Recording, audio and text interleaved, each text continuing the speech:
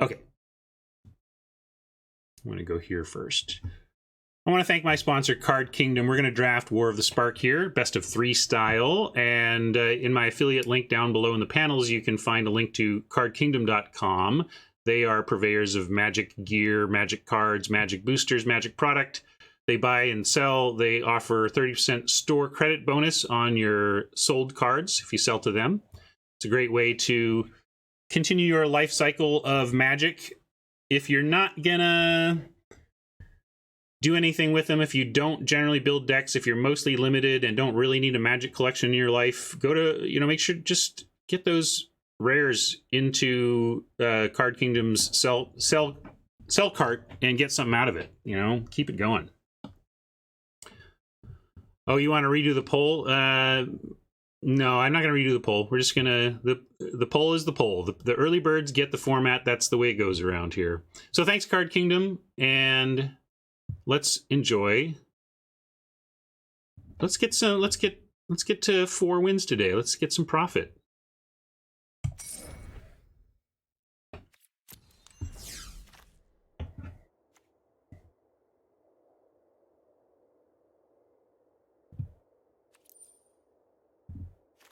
I've been trapped by Tolsimir a few times, but this is the kind of reward card for being base green everything that is nice to start with.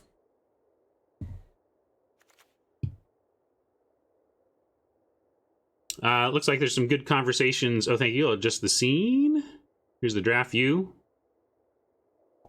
I'm going to remove this autocorrect message. It was relevant for Dominaria, where picking actually worked, but it's not relevant for this scene. So, weak pack, so great that we get a Tolsimir out of it.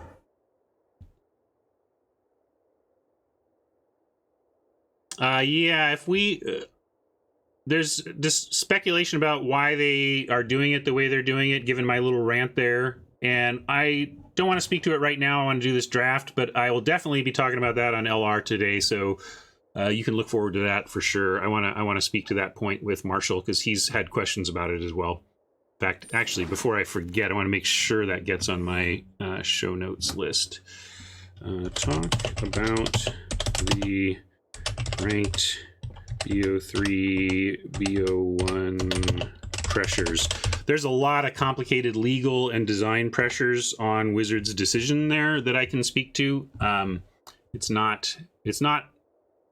It doesn't make sense from a distance, but when you start looking closely at the problem, it becomes a little more understandable. Yeah, Greeting's the best card here. You could make an argument for Laptop Reaver and expecting to be... and that being a play towards black-green, base black-green everything, which is a fine archetype if you get the bombs, and starting with one is nice. But I'm down with just taking the best card here, which is currently Jaya's Greeting. So yeah, we'll take this and see where we go.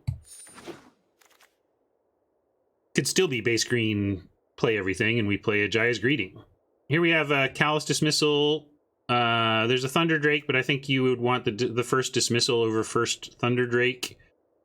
If we want to stay down the white path, we could easily pick up a Law Rune Enforcer. That's a fine card. Nurture supports the Tolsimir, but doesn't actually accelerate us to it. Unless we missed our 5th land drop, actually playing the Nurture on 4 doesn't accelerate you to something like Tolsimir, but it does accelerate you to 6 drops.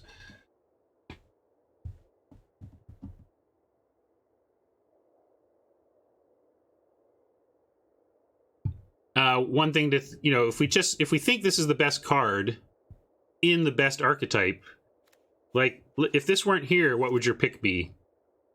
Let's say this was our pack 1. What would your pick be here?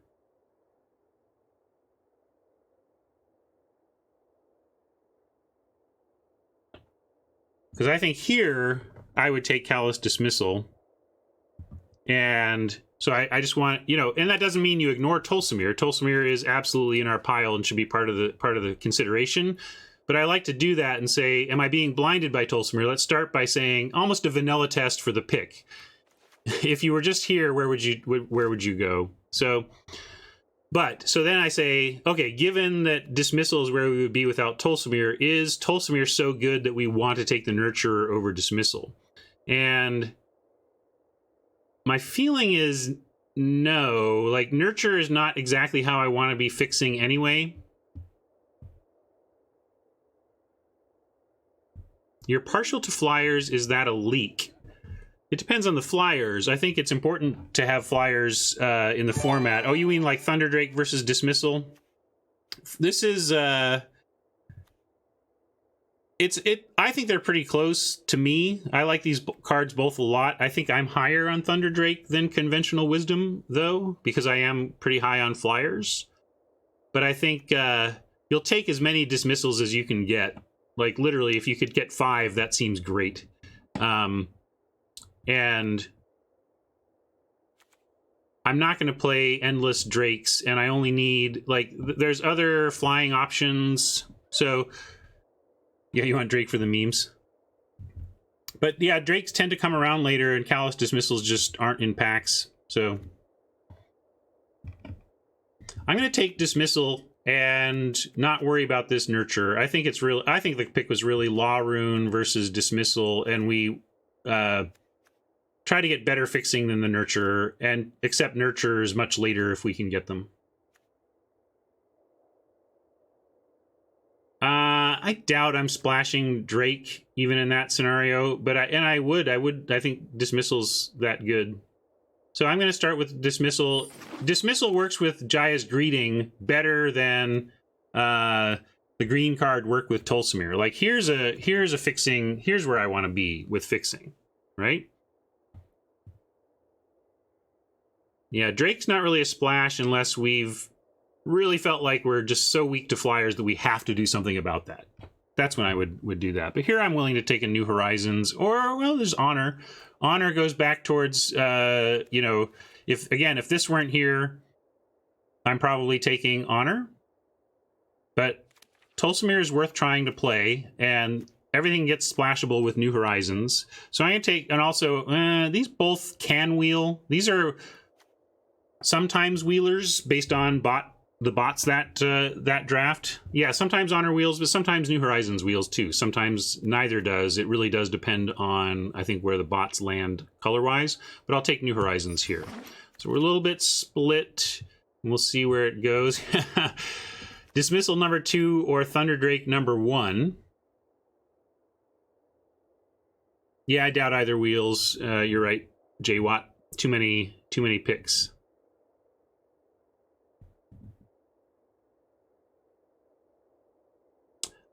Double D's, I have a Deckmaster. No, not. I don't know why Deckmaster hasn't been updated. I don't know, but it's, you know, it's just like it's one person doing it, and if their life circumstance is such that they can't focus on that now, I totally get it. So yeah, let's. I'm gonna. This is getting awkward because now we are starting to split into 2 different directions here. But we'll. I'm gonna take another Dismissal, and we'll figure out. We'll try to listen here. Oh, great. Is it gonna be like that? It's gonna be like that, huh? We're gonna just get one, the other, one, the other. Hey, Vaporkin. Thank you.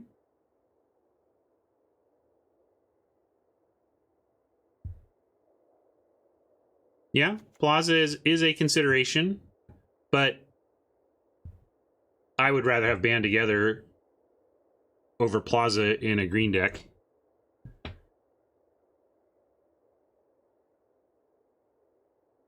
I don't think this Crunch is coming back.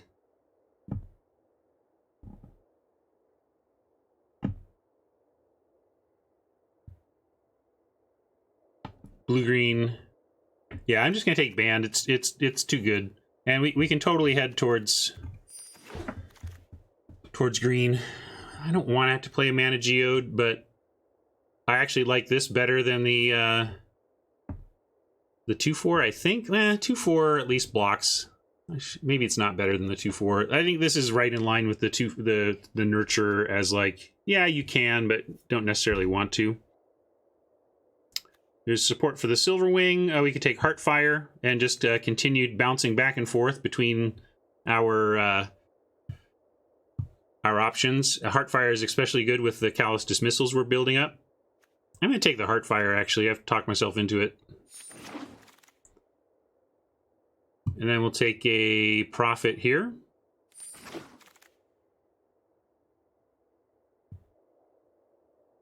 Maybe being pushed into red-blue. Maybe I'm pushing myself into it, but... yeah, I mean, we're taking the twist here. I'm just pausing to think about the implications of where we're at. Okay, this is actually a real pick.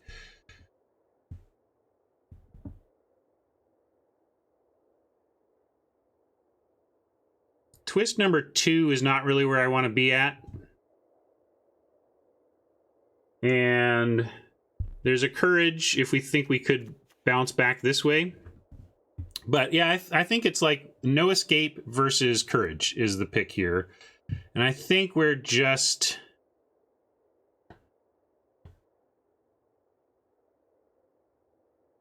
because that's a good point. We could go green, red, splash, blue.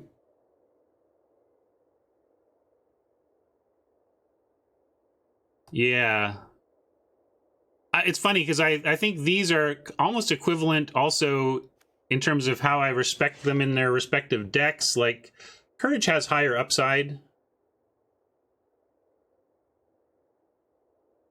Well, no escape go... well, what do you mean by both? Because there's 3 things being discussed here. I think there's 3 decks we could break towards here. We can break towards blue-red. We can break towards base green, blue... base green, red, or base green, blue. Like, all the teamer combinations as a starting point are available to us here. You think blue has been more open than green? Well, what did we pass in blue? What did we not take in blue? Because these are two... there's a couple of drakes or whatever, but what else was in blue that makes you say that blue seems really open? Yeah, we passed 2 drakes, and one of them was like pick 2 or some pick 3. You know, it was like pick 3 that we took this. We went Tulsimir, Greeting, Dismissal. So it wasn't much of a sign at that point. And didn't pass much in green either. So anyway, I'm pushing back. Like, I don't think anything was clearly... no, Courage doesn't have a lot of great targets, but if we ended up base green, we'd absolutely play it. You know, we have New Horizons putting a counter. This becomes a counter, and so then we start... you know, you just naturally pick up some Proliferate with green. All right, let's make a call here. I'm saying I don't know which one is more likely to make our final deck. I think I'm going to take the No Escape, though. Yeah, I guess Crisis has the highest upside, but I feel like with our quantities here, base blue-green or base red-blue are the most likely. Like, so I'm going to take the No Escape. Got to make a call. Turret Ogre is a reasonable red card. Reasonable red body, if not super exciting. Crush Descent we hope to not play. Grim Initiate I similarly hope to not play, but I suppose you can get into a Heartfire world where you don't hate it. But I do not love either of these cards, but I guess we'll take Initiate. Almost took that. Well, we'll leave that in. Well, and a last pick Invading Masticore is pretty telling. And then we have a Triumph here. I think we need to be red, but I could still see ending up red-green. See, like, if we weren't blue...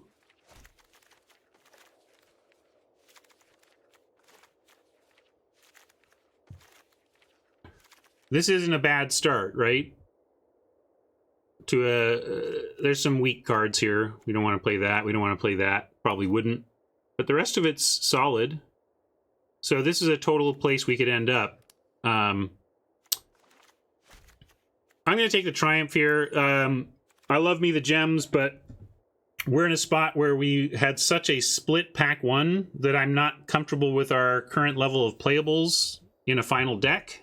So I really want to be... I'm going to hedge against rare drafting because pack 1 did not leave us with this clear path. Kutaski's not wrong that blue-red is also a better archetype, but we'll see where... I'm going to see where the cards take us from here.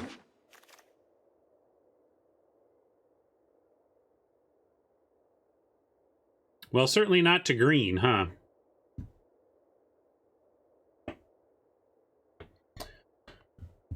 Lot of blue-red options, though.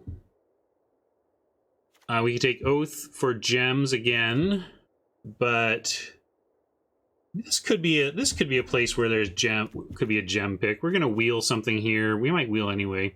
Yeah,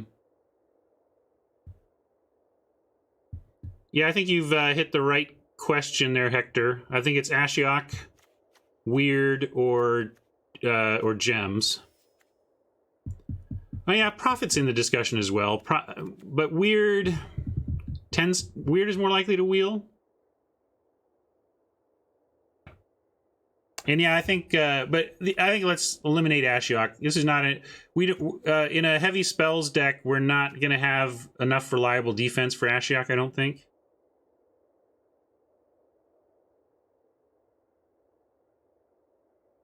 First Weird over second Prophet. I like Jay Watt and Hector's thinking there.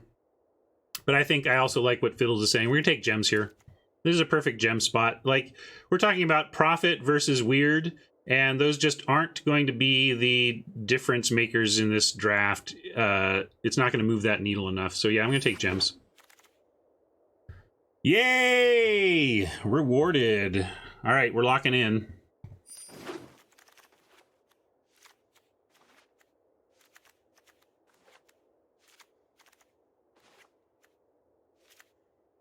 And some more good things on that front coming here. I think we want the Rager. Did I leave any blue? Oh yeah, I did. Here, let's get this properly reset. All right, this is where we're really at. And I'm going to put this in the board, assuming we're not going to play it. Yeah, Robert. It's about whether you think the percentage change to your the win percentage change and the resulting change to your gem EV in terms of winning in the event, whether that's greater or less than the amount than the 20 gem, the straight up 20 gems you can get. Yeah, we can talk about that again. I think I talked about that on LRR before. That's what I need to do. It's like go back and figure out what I covered on Arena the last time I was on, but a refresher in any case is probably good. We have a lot going on at 2, but not necessarily that we're going to do on turn 2. We have Prophet really as the only sure thing, so I think we just take a Rager here.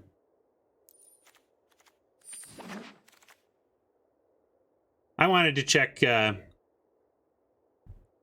our curve before I decided it was super obvious, straightforward, but yes, ended up being pretty clear, I think.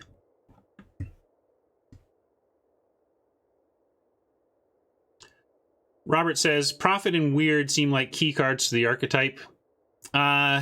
It's very difficult for a single card like that, and even a common, to have that much impact, though, on your win percentage. Yeah, this pack is not great at all, but let's get back to it. Invade the City stinks like a hot mess. I think we take Ambush on the possible splash.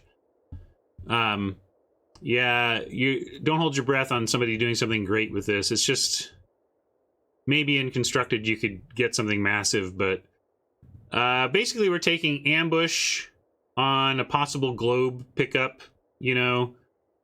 but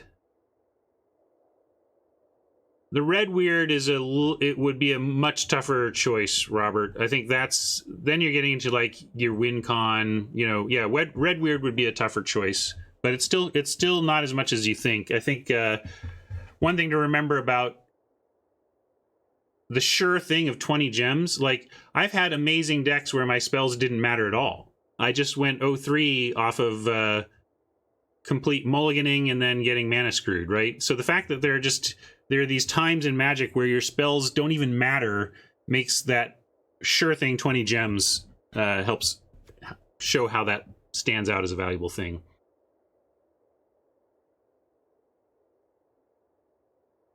Yeah, this would be good as an instant. But I doubt it started there. I think they would that would probably be maybe. I suppose it's not impossible, but they would have had to have thought of it as a trick. I'm going to take Ambush on the off chance that we end up being able to splash it, but I'm not holding my breath. Silverwing versus a Totally Lost. Yeah, JWad, I will. I think we are, but also we're getting close to 4x, and we're also getting where it doesn't, like, as long as we convert these at some point, it doesn't really matter. The leaving and crafting up to 4x before you leave is an important tactic for limited-only players that don't expect to 4x a given set. But since we expect to 4x a given set, the main thing is that we craft wild cards at some point.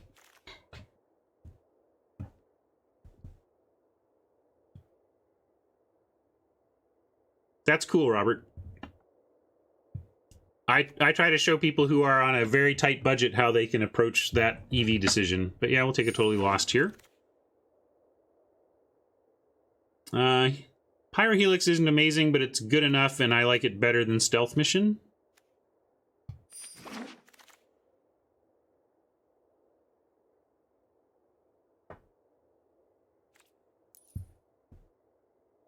And here, I guess, Bully or Silverwing. What do you like more? Probably Silverwing. I'm not concerned yet because we have a third pack, but we do need to take creatures and combine them with our spells.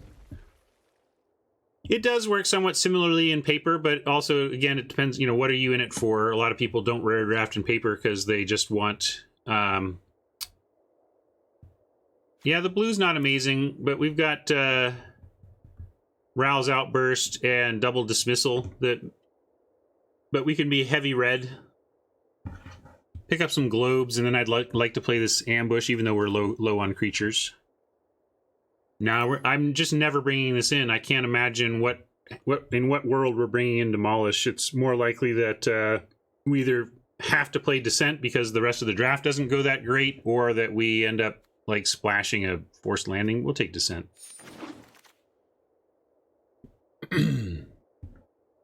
That's also, yeah, that's still on the table. But so far,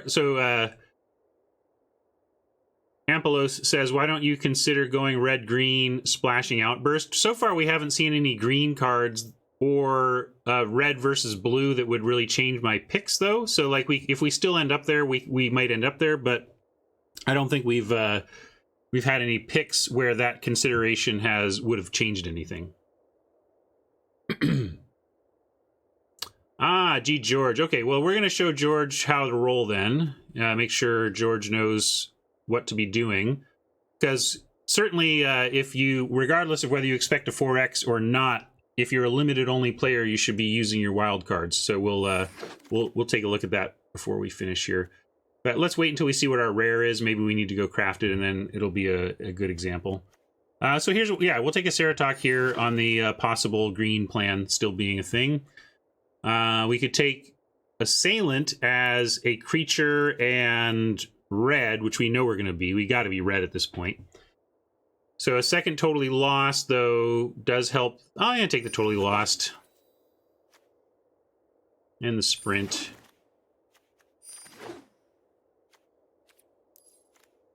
Bantu's a great example. All right, this is perfect actually, because you don't want to pass mythics. Mythics are worth 40, not just 20. So and this is actually a great spot as well. Like we would take the Aven Eternal here probably. There's nothing unless we wanted to really consider like maybe going this way. But the clear pick here for our deck is even Eternal, right? If we wanted to take the best card for our deck. But that's a medium impact card. It's strong. It's solid. You're happy to play that, right? But 40 gems. So here's what you do. You take the card. And this is good. So there's no rare here, so we won't go there. You can just leave the draft, middle of the draft, go to your collection,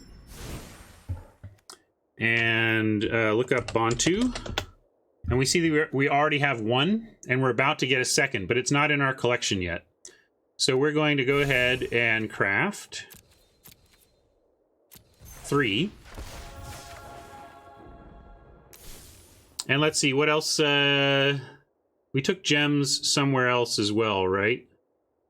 It was that search for planeswalkers. Search planeswalker, right? Was that it?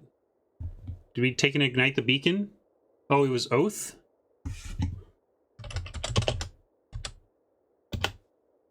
Oh, okay, we already have 4 Oath of Kaya, so we don't need to craft out Kaya.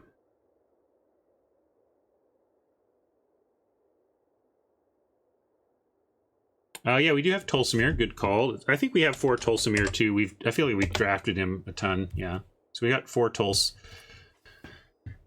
and that used up our mythics, but we need to use them anyway. So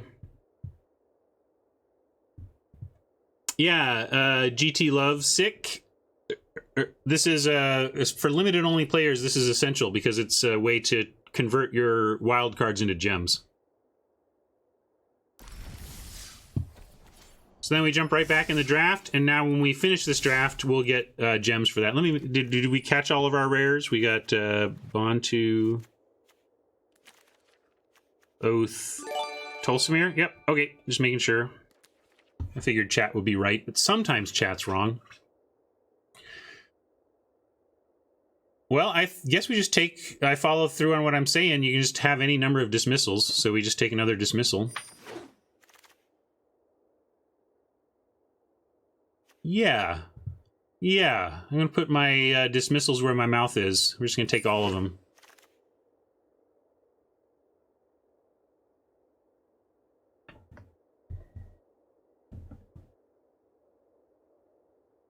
Oh, I saw the Thunder Drake and got excited, but yeah, we're very happy about the weird.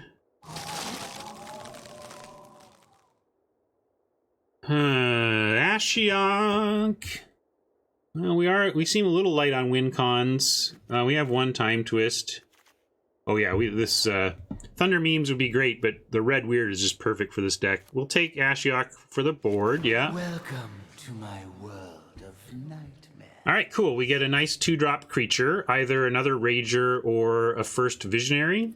Let's take a look at this curve as well. I'm not going to play all this stuff, but haven't found the fixing, so we're not going to do that.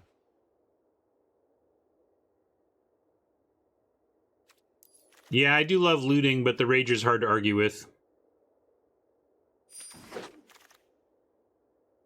Hey, the memes are intact. And a Dam Breaker on the top end is nice. Go along with that other 6. Yeah, Rager does trade up. We had a game, wasn't it yesterday, in our 0-2 to 7-2 that we had a Rager take out that was vital to taking out a... No, that was our loss, or one of our losses, recent losses. We managed to trade with the Primordial Worm with a mere Rager, but then we lost to the huge thing that gets counters with Planeswalkers. Anyway, I guess this is the only option. I think we can take Devouring Hellion, given the non-stop dismissal train. We're gonna we should at least have an amass token, a 1/1 to sack. Our big problem might be that our army gets so big we don't want to sack it. There's also Invader, which is maybe even better with the threat of activation. What do you think? What are we more happy to play? They're both 3. They both try to leverage the amass tokening we're going to be doing.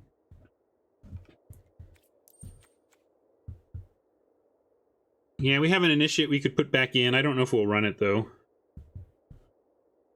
Got one call for Invader. Yeah.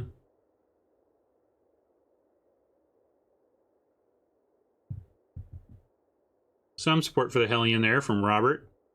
Yeah, I think the threat of activation and is really strong on the Invader. All right, we'll take Invader. And a Heartfire. Yeah, we'll take our second Heartfire. Assailant. Hopefully we start that in the board, but nice to have one to bring in case we need that from our 2 slot. And then no other grinding to do, so we get our 80 gems for our troubles.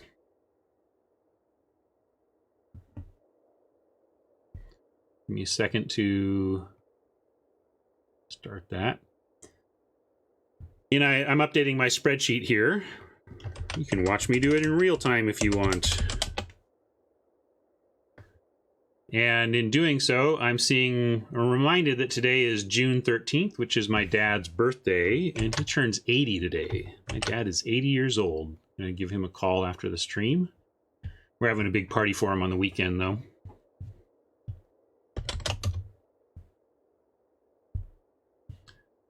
And 0, 1500.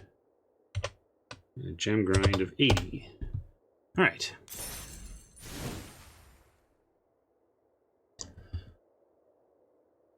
What insights have I derived? Well, that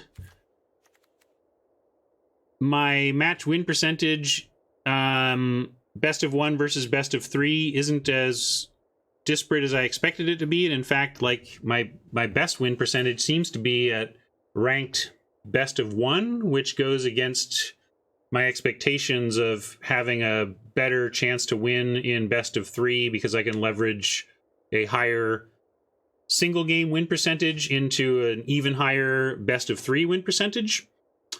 So that's been interesting. It's been interesting just to track how much I can draft at this win percentage as a free-to-play account player. It may be a sample size issue. I'm I understand concepts like sample size, but I don't have the statistical background or training to actually know what constitutes good or bad sample size. Should Ashiok be in here? People do panic about it, but maybe given that we have the luxury of being best of 3 here, which I should probably update since the stuff may be confusing here. Let's fix this now.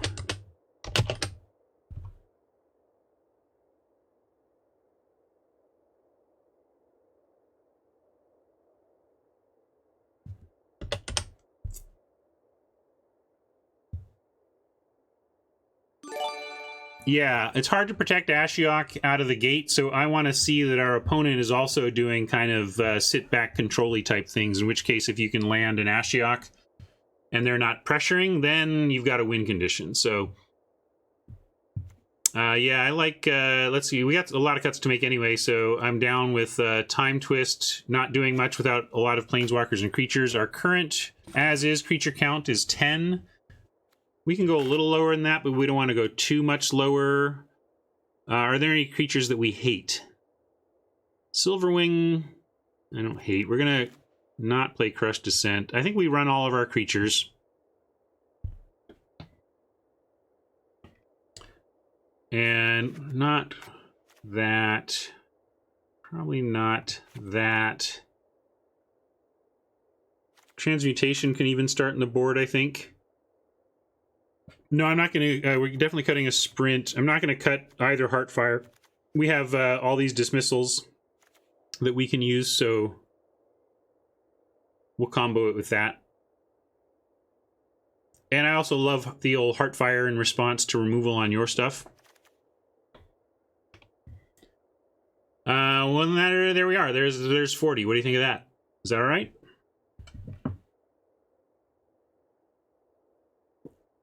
There's no cards in here that I hate. There's a couple that I don't love. I don't love No Escape. I don't love On-Crop Invader. I don't love having to play Silver Wings in red-blue decks. That ought to be, you know, we want that to be one of those Thunder Drakes we passed, but I don't mind 2 Totally Lost because we don't have a lot going on our top end. If we were Icicles at 5, then yeah, I'd be worried, but we've got a total of 4 cards over 4 mana, so I don't think that's pushing us too hard. And they simply, you know, the floor is pretty good on a Totally Lost, assuming your opponent plays anything of expensive mana. You know, like it puts it on top of their library, denies them a draw. You know, you don't, even if you went down a little bit, if you did this on a 4-drop or a 3-drop, it's not the end of the world. So yeah. All right, let's call this. What do we like?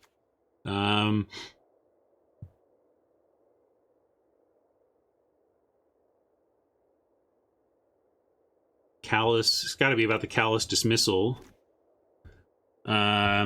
Also, with two Totally Lost and 4 Callous Dismissal, they're never going to keep anything. So I'm going to call this Bouncy House.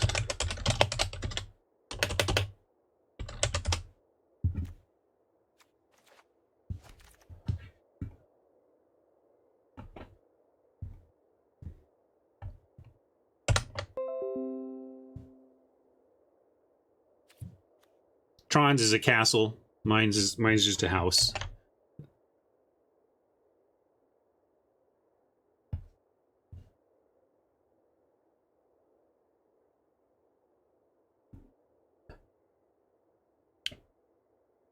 How many off-color mana would you play for 2 same-color splashes?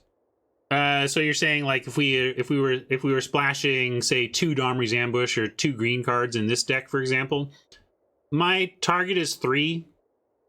If I'm only playing 1 card in the splash and it's really great and it's really great late, and it's a kind of a deck where I am going to be expecting to go deep into my deck, then I don't mind a 2-source splash. That's something to maybe talk about, like the difference between splashing in a control deck versus splashing in an aggro deck, you know, is sorry,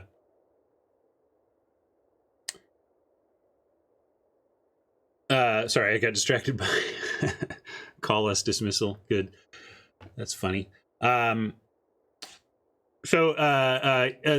in an aggro deck, you kind of need more sources because you're expecting to end the game having gone less deep into your deck, right? So if you're expecting to see 15 cards before the end of the game in your aggro deck, then you need four sources of a splash to, oh no, it's a 60 card deck. You know, you need like 3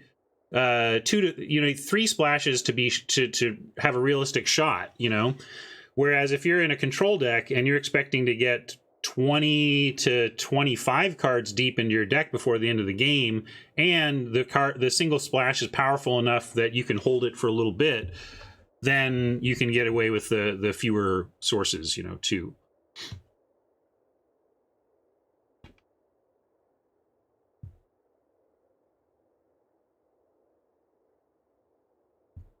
Croker working on the dad jokes. Excellent. Well, my musical theme this week is basically all about me heading towards a dad joke by the end of the week, so stay tuned.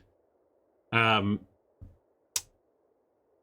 love it. Let's get playing.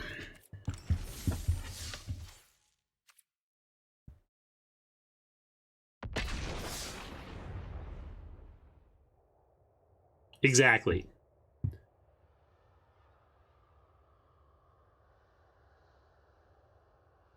Exactly being my feedback to F9er there. Oh, let's switch views.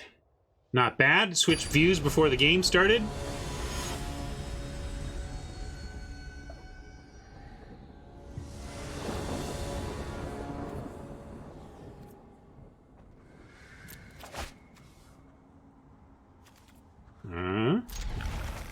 Looks all right.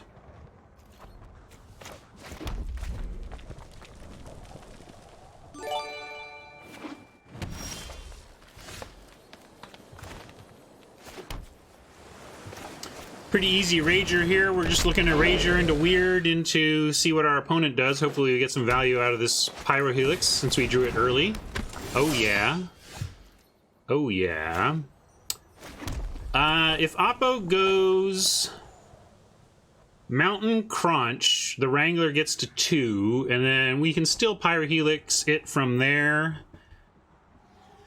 We can also just offer the Rager for the Wrangler, and I wouldn't hate that. Although maybe if we did that, I would Pyrohelix in response. I want to make somewhat of a bluff attack. I don't want them to block, and if they do, I think I will just go ahead and Heartfire. But I think they might not, although maybe our Rager is just so much better than that they will. I'm going to risk it. Okay, good. That's kind of what I wanted. That means they think their Wrangler is more valuable than the Rager. It means they intend to pump it up. I'm going to play the Weird now and give them 1 turn to pump up, and then we can set up Pyrohelix for the next turn if we need to.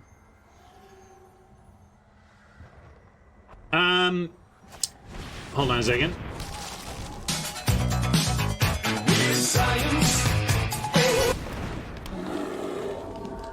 Robert asks if maybe I should have played second Mountain to disguise my blue-redness. I don't find that worth it. I don't see how it's going to change Oppo's plays, and I'm going to go ahead and play the Weird here and try to get some spell action on it next turn. We'll give this Wrangler another chance to get big. But for me, the heuristic of spread out the lands you're playing so that you can do all of your multicolored stuff as the game develops, to me is a more important factor than trying to disguise what my 2 colors are to my opponent. Because my son's in finals mode. I'm hoping to get more memes out of my son in a week or 2 because he's closing in on the end of the school year. Here we're just going to stay back and sit on our No Escape and our Pyrohelix and our Heartfire. If Oppo is spending their 4th turn on Grizzly activations, that's good for us.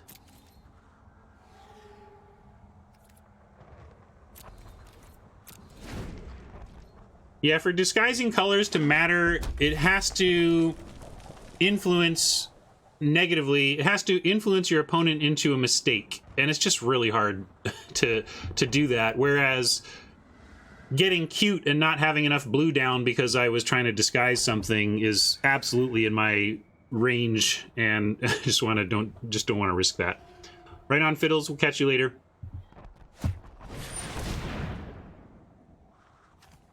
All right, we can't hit that, so we're gonna No Escape that. Keeps the Wrangler down, and ooh, yeah, we definitely want that.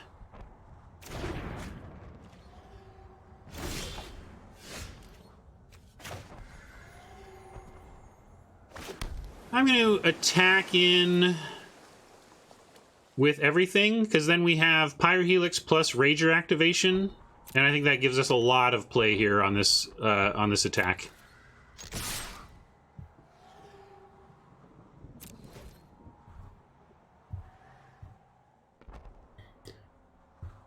I'm expecting that we're going to Pyrohelix away the Wrangler in response to some kind of potential double block.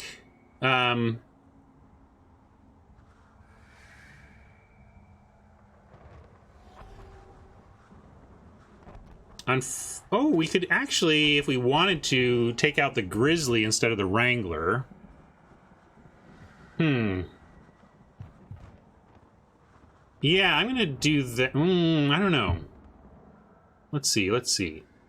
Oh, I have an idea. Okay, I am going to do that. I'm going to use Pyrohelix on the Grizzly.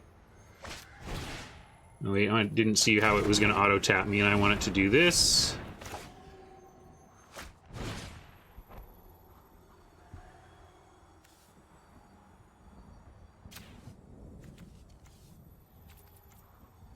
Oh, did I screw it up? Oops. Yeah, I missed a damage. Partly I didn't see the line until I'd moved through there, but what I want to do here is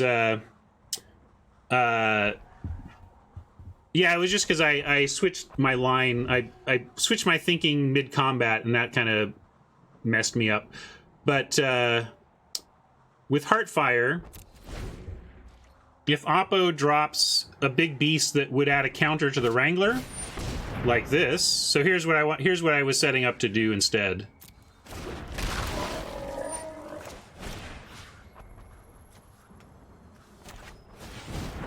I'm going to sack this in response.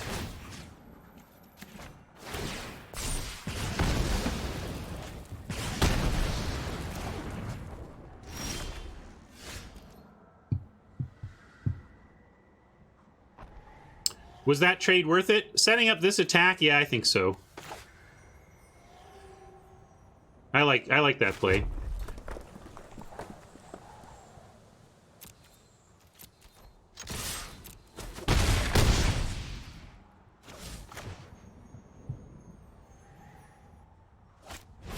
We traded Heartfire and Rager for Conch and Wrangler, which is a pretty fair trade, but what it's not an amazing trade for us. But a clear board with 6 power of attacking, and they don't seem to be able to deal with this weird. That's what I was pushing for. Maybe I should have left this weird back so that we could have activation. Yeah, it was about setting up the pressure, Ferengi.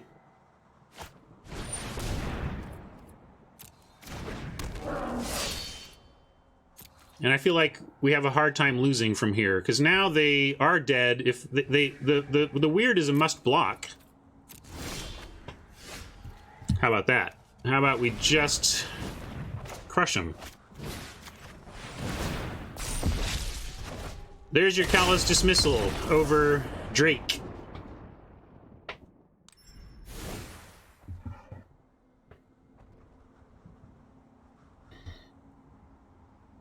All right. I forgot we were best of 1, or best of 3, and wasn't really thinking about exactly what our oppo was doing. Okay, they were playing green, and what else? Green and... Yeah, Drake would have been great too. Green and white. Yeah, they're going to do a lot of creature and proliferating, so another no escape could be good over like a totally lost. Gruul. Yeah, transmutation is good on big green. Although we have the bounce. I don't think we need transmutation because we have all the bounce. Yeah, red-green, turret ogre, crunchy. Yeah. Gruul, smash, splashing some white that we don't understand.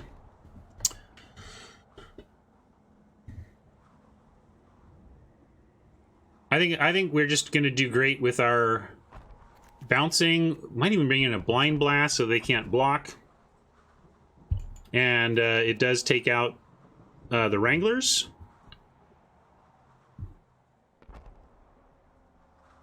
But over what if we wanted to bring that in?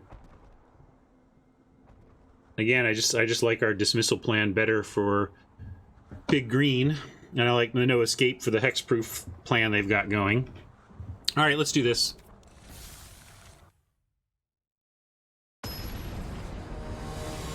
Yeah, it could be a Tulsamere splash like we were going to do. Hey, Jag. Yeah, I'm sorry for Luis, but happy to jump on the show again.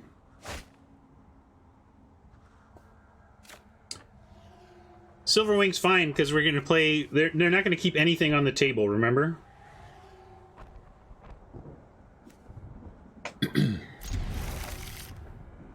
LSV's not still sick, but he is the effects of his illness are still impacting his ability to speak. So he doesn't feel like his voice is ready to pull a podcast stint.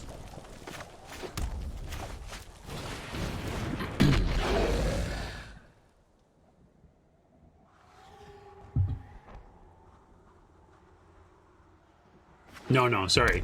Didn't mean to scare you.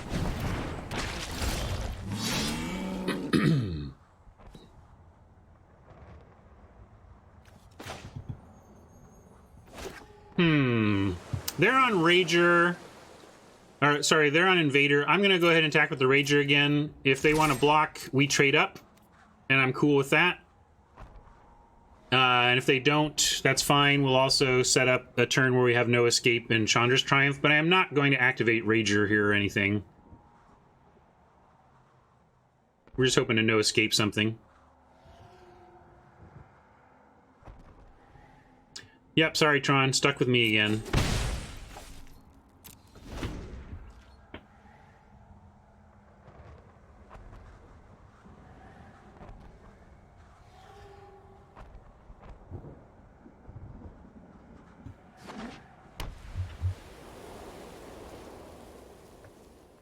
We thought of that as their splash, so maybe they are, maybe they're color screwed.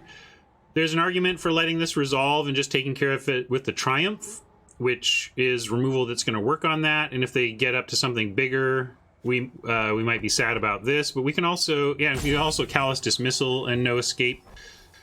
But we have an Ogre of our own. I'm not going to, yeah, especially also because that is so telegraphed. So let's just do that. And we'll keep a Heartfire. That's great. I think we're heading towards a situation where we're going to be able to manage a Croc. You're right, the Croc is a scary possibility for us, but we're going to risk it. Yeah, no mana at the moment, but they might find a forest and drop a Croc literally next turn, you know, so... But we can trade a Turret Ogre, we can trade a Manticore, we can make a Manticore bigger with Callous, Army Token big enough, so we have some ways to trade on the ground if they find their way to it.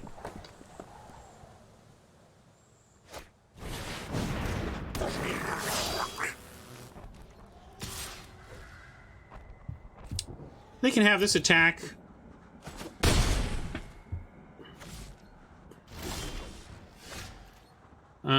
Maybe even kill and bounce here.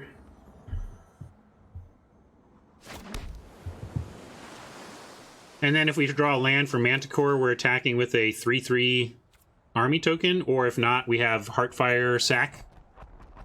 I like that. So I'm going to Triumph the Assault team.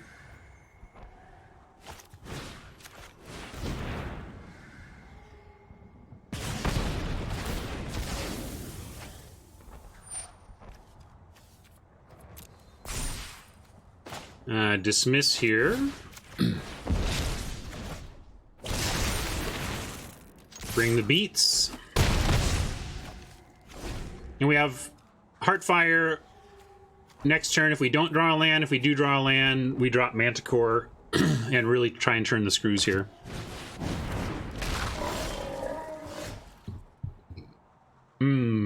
If that, excuse me, if that was their best play, I think we just do the we totally lost it.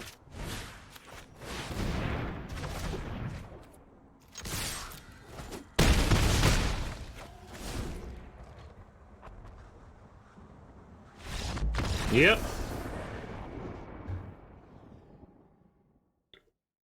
Bring the tempo.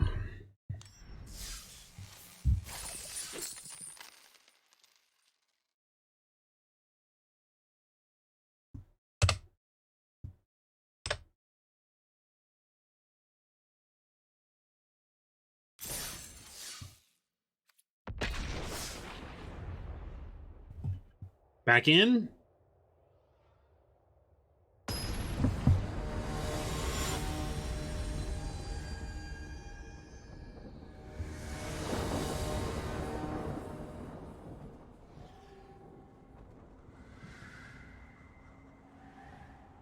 Sorry, checking something here. All right. Oh, playing first. That's good. That looks good. Ferengi, I hear ya. Like, the bots don't quite value it as much as the community, and so it's pretty easy and powerful to land in a blue-red deck.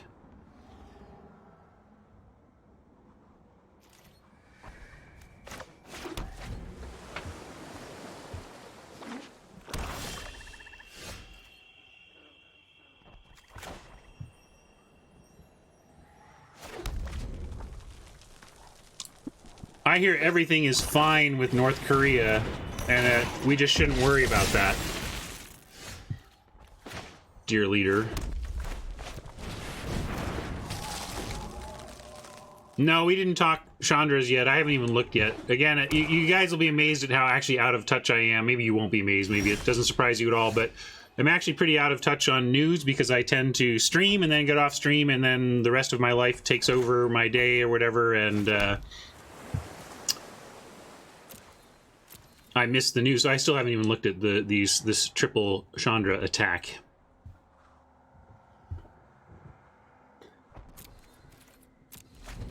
Let's see. Mono black so far. I'm expecting blue here, honestly. Ooh, a toll. Well, guess we don't let him have the outburst. We'd rather use it. Ugh, so weak, though. Because we do the rouse, and then we're just going to find another card for them to potentially take instead of it.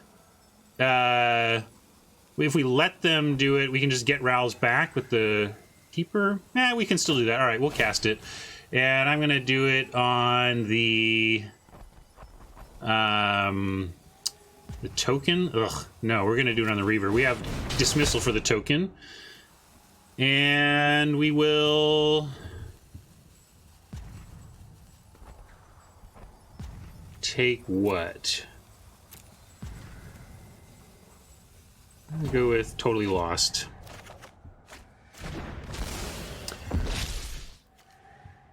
Almost doesn't matter. I think they probably take Pyro or Totally Lost with the toll, but we'll see. Yeah, it's true. Totally Lost gives us, you can't take away our bounce protection.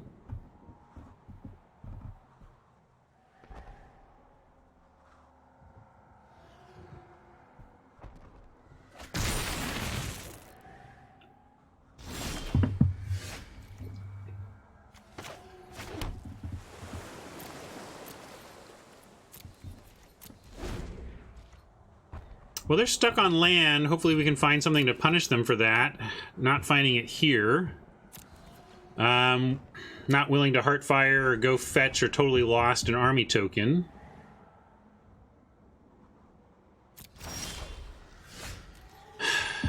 It's worth triumphing that token. Just still doesn't do much. I mean, we get in for one. It's frustrating. This is where a benefit of the aggro deck is that you just destroy someone who's stuck on 3. But we didn't find an aggro start here, so we're giving Oppo all the time in the world to recover from their problem. But so it goes. Still going to play all of our land, and I'm just going to pass.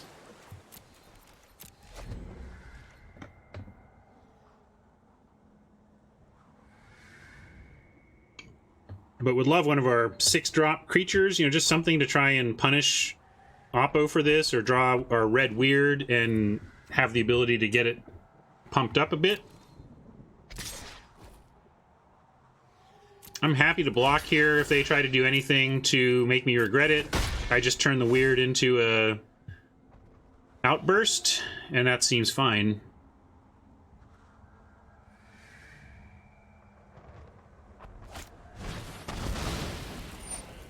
Yeah, I mean, I could not be happier to do that.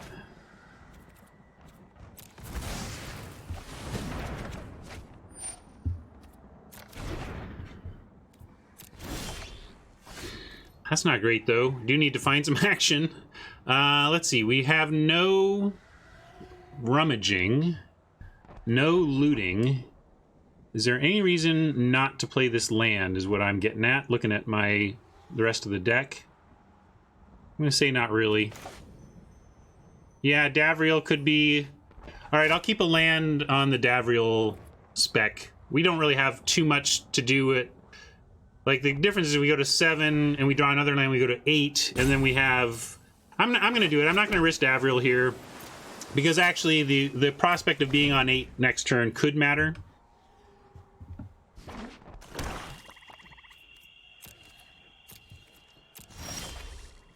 Hey, we have a play.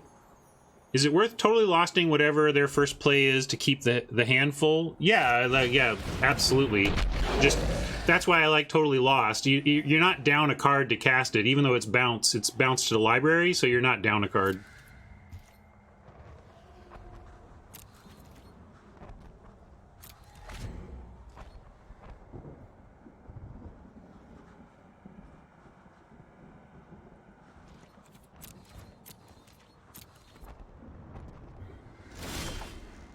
Wow. All right. Well, we know what their missing color is, and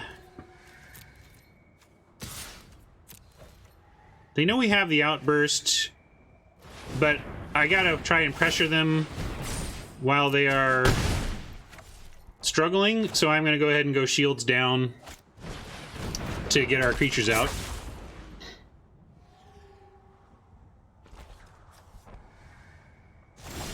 I'm sorry, Oppo. Nobody wants to go out like that.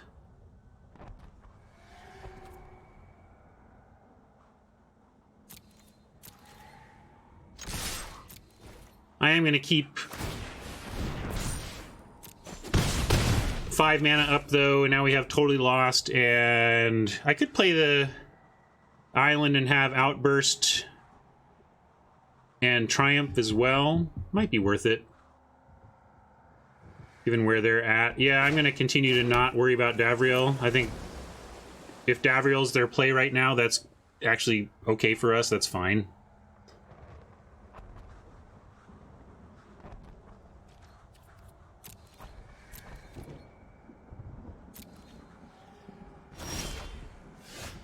Yeah, it sure seems like they're just dead here, huh? But let's see, we have to... Well, Heartfires are 8, 9, 9, 10. Not quite. Kitaski, how do you see me killing them here on this turn? I don't see lethal this turn. Is anybody else?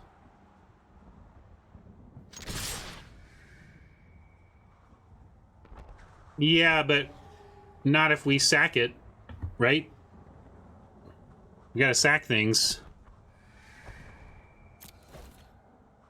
So I don't see it this turn, so I'm gonna do the single pump again.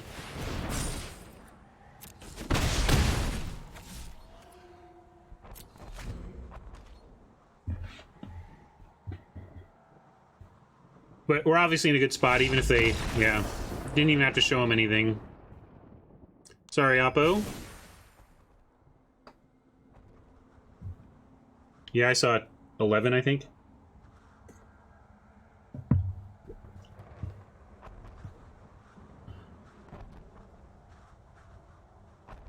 Green, black, good stuff, probably. Had the, go find a creature.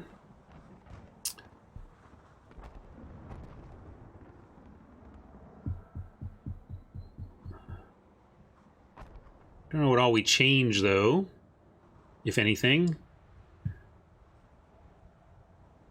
I kind of just like running it back based on what we saw there. We brought in a no escape against green-white.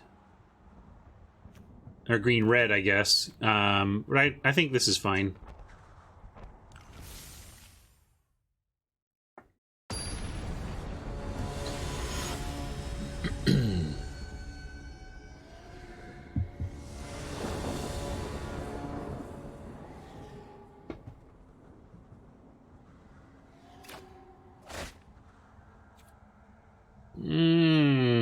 Not amazing, but I'm going to risk it. We just need to draw some early action, and that's not asking too much from variance, I don't think. That's my main thing. How much are you asking of variance for your hand to be able to recover? And some of our 2, 3, and 4 drops, of which our deck is mostly made, seems like a reasonable thing to ask of variance.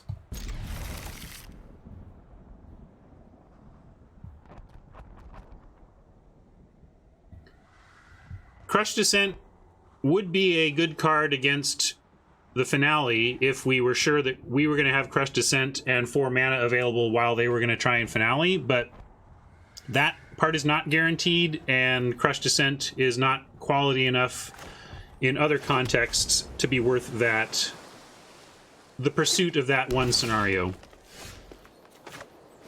Well, so far, we drew one of our 2 remaining over 4 mana cards in the deck.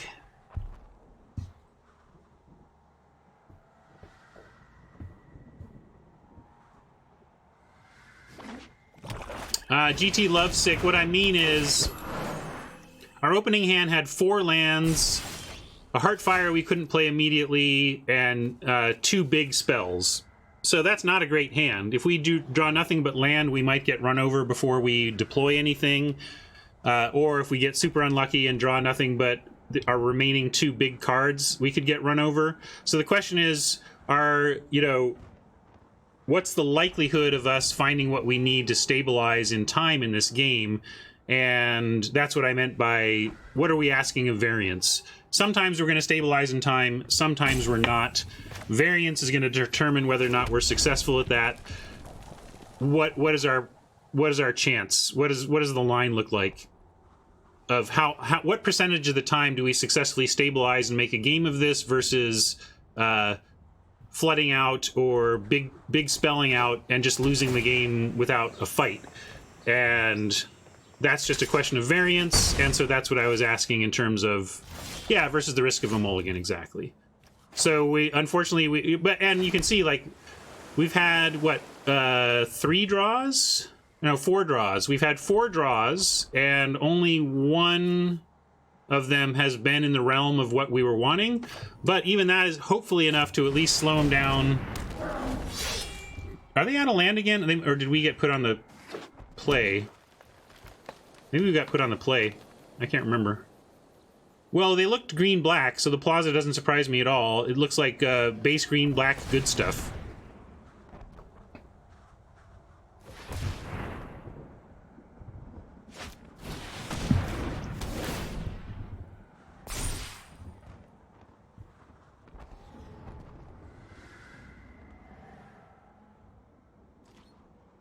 I'm not going to offer a trade or accept a trade if they offer. We have totally lost to reset the druid if we want.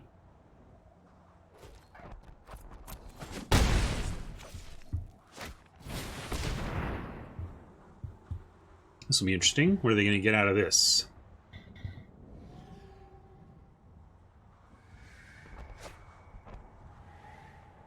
GT Lovesick, one heuristic I've used on stream before in mulligan decisions is, like, only ask one thing of your deck. You know, ask one reasonable thing and then you can keep a hand. But if you're saying, well, if I draw a mountain and get some of my early stuff, then, oh, whoa, you're asking for 2 things of variance? That's pretty risky, you know?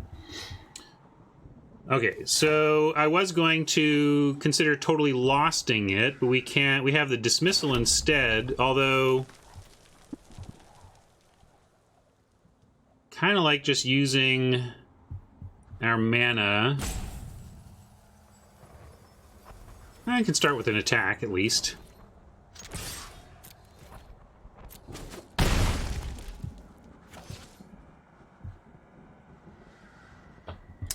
Yeah, I could dismiss and try to get the Prowler. I could also just start bouncing the Prowler and racing the Druid. Let's just try a tempo game against this Druid. We'll see what they come up with here. If they do multiple spells, we might have to change plans.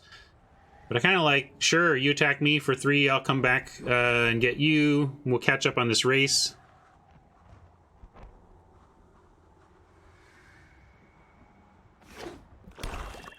If they only come up with, like, Prowler this turn, or maybe... I hope it's not Giant.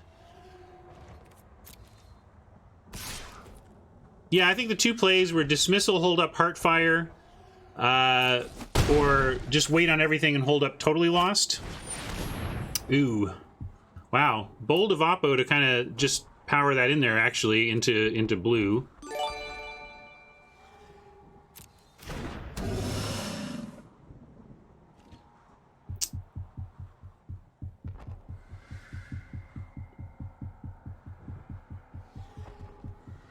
Well, we can Dismissal Heartfire, but now I gotta decide if we totally lost the Pollen Bright Druid, given that it's our only real play here.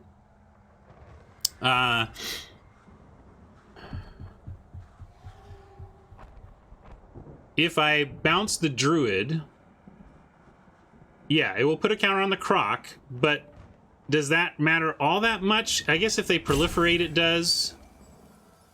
But we have the tools to deal with Croc, so I guess I just have to accept that we played no spells that turn. That's just what we accept. And then gonna go ahead and offer the Ogre up front, I think. No, we'll leave it back for right now, and then just play the Mountain and the Manticore, and then Dambreaker proliferates to some effect next turn. And we'll offer the Ogre for the Croc if they send it in, and if they have the tools to defeat the Ogre, that's fine. We need to continue to, we need to try and trade with the Croc. We don't have a lot of Air Force to win with, like we have Silverwing, so victory goes through that Crocodile.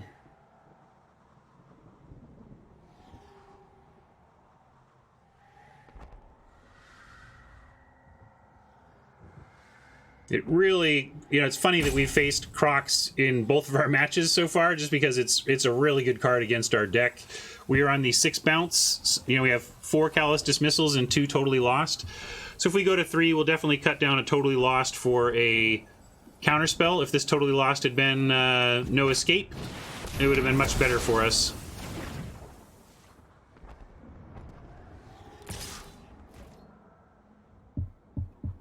Well, that's an interesting offer, which we cannot accept.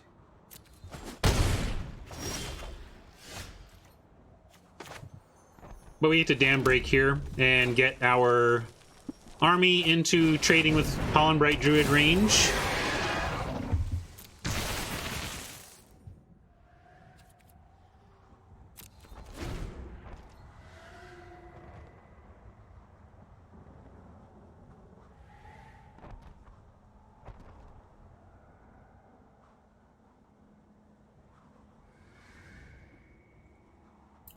Our plan is to trade off on the ground a bunch of times here. Like, we can get to, if we can trade off for the Druid and trade off for the Croc, we can just start to bounce everything else.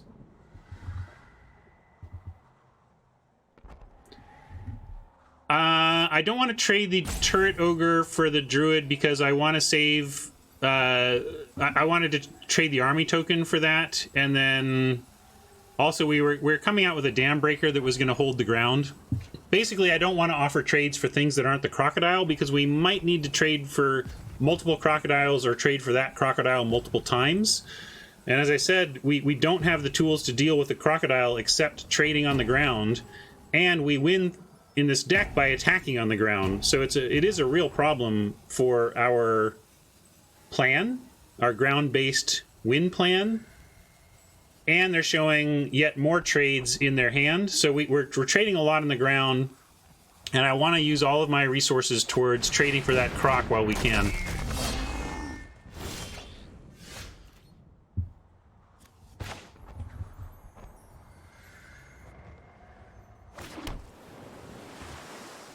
But what I do like is bouncing the Cyclops, starting that whole chain of events, setting it back on that front.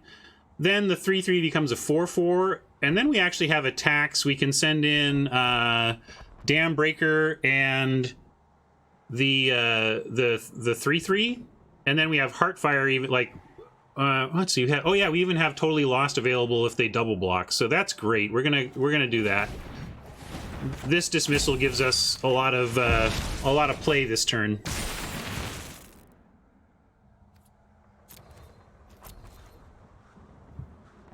It's somewhat risky because they could just take this. But we have Totally Lost in Heartfire. And they don't have the mana to, like, cast this and make it not be able to block. And we gotta do something. Gotta attack through this. And so if they're gonna give us that, we'll take it. It's a little scary, though, that they're willing to race. But they don't see our hand, so... Or maybe they're stream sniping and can. I'm not suggesting they are, I'm just saying it's at least conceptually possible. Alright, so then what are we doing here? I guess we Totally Lost the Druid. This leaves them with 1, 2, 3. And they can drop the Leyline Prowler. We could also just Heartfire, but we have to sack something to Heartfire and, like, get their face. Yeah, I think we have to Totally Lost the Druid.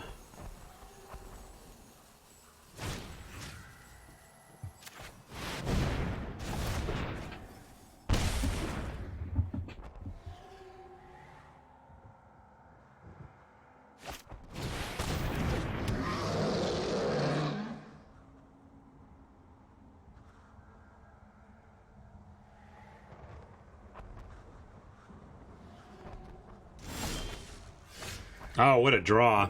What a draw. That's perfect. We got lucky here.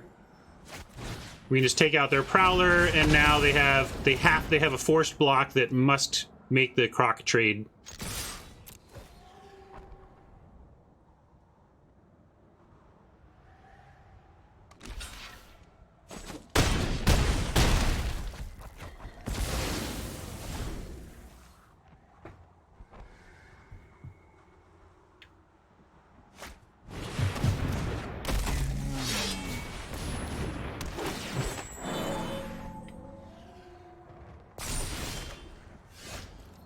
I would have put the counter on the 5 on here, because then it can straight up block the Turret Ogre and live. This could eat the Turret Ogre, and then this could chump the Dam Breaker, and that might give them a chance. But now they have a double, you know, now they're trading and chumping.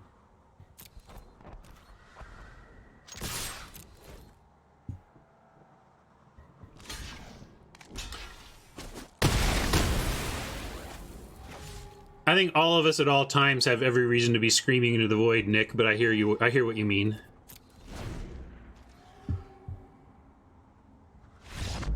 All right.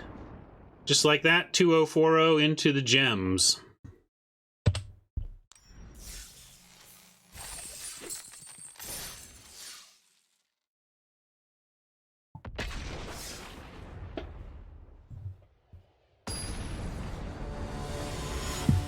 That was good. Like, I was nervous about our ability to attack through hexproof and death touch like that on the ground. That drawing that removal spell was just key. That gets a lot more drawn out if we don't draw that removal. No, there's no ranked best of 3, which I've ranted about quite a bit. We'll keep this a little mana heavy, but what a great start.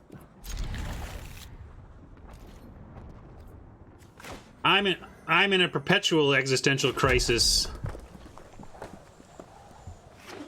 This is all madness.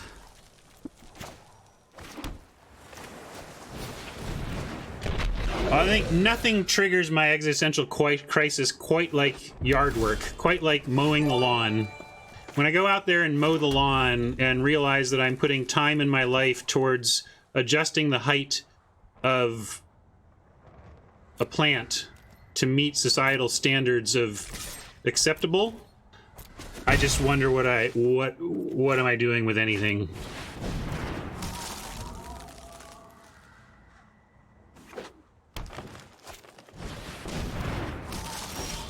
Yeah, goat's not a bad idea.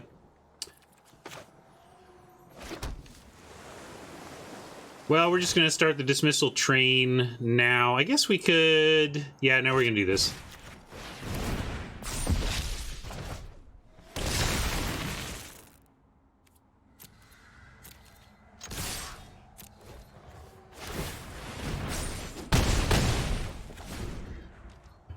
Yeah, except there's so... Kat says, isn't that what children are for? Do all your manual labor. I once posted a picture of Oliver doing his first significant yard work, and I you know, posted to Facebook with pride saying that it was about, you know, 40% of the reason to have kids in the first place.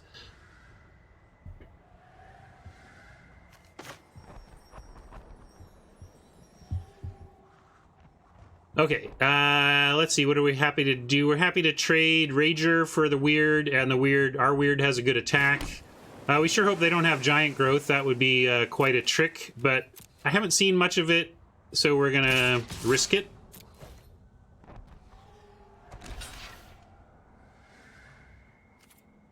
All right, they're making that trade.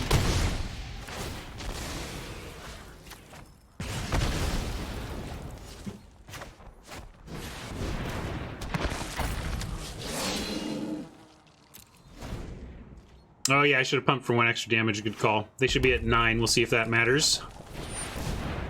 Really? 3 for 3 on Crocs.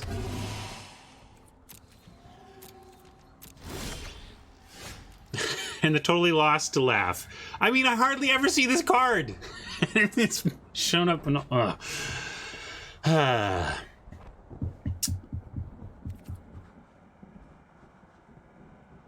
Yeah, and we will offer the weird is pretty far off from being able to get over the top of the croc, so we're gonna make him trade.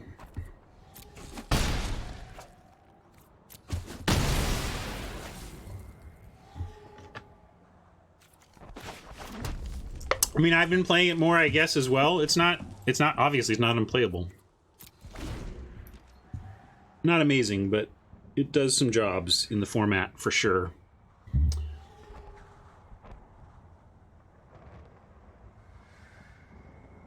Sack weird to pump Invader? No, I wanted that croc deady dead.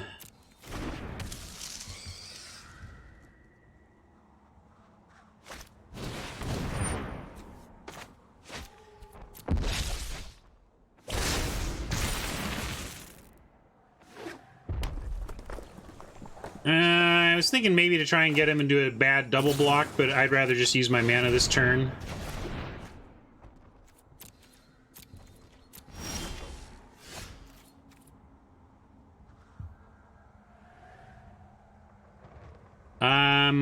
If they don't chump, we kind of win. So let's try that. Maybe we'll just win. Yeah, I should have attacked with both. You're right. That would have, yeah, that was a big mistake, actually. I was kind of thinking they won't block here, but certainly would have encouraged them to block the way we want by attacking with both. That was a mistake. But looks like it's going to work. Oh, I don't need to do it that way. Hold on.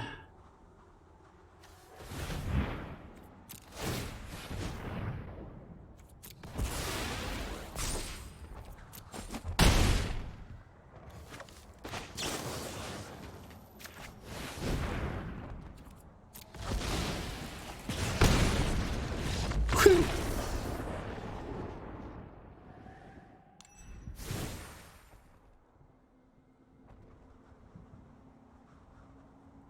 Lost Nightmares says mowing the grass is also a great excuse to start drinking at 3 in the afternoon. I'm saying the resulting existential crisis from mowing the grass is a great excuse to start drinking at 3 in the afternoon.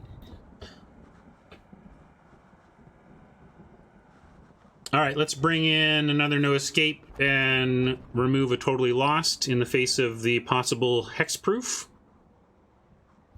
But I think just like last time, that's going to be the only change.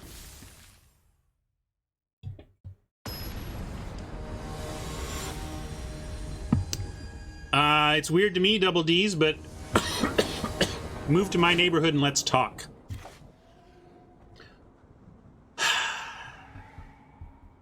Need some red. Opponent goes first. We have 2 dismissals I'm going to keep.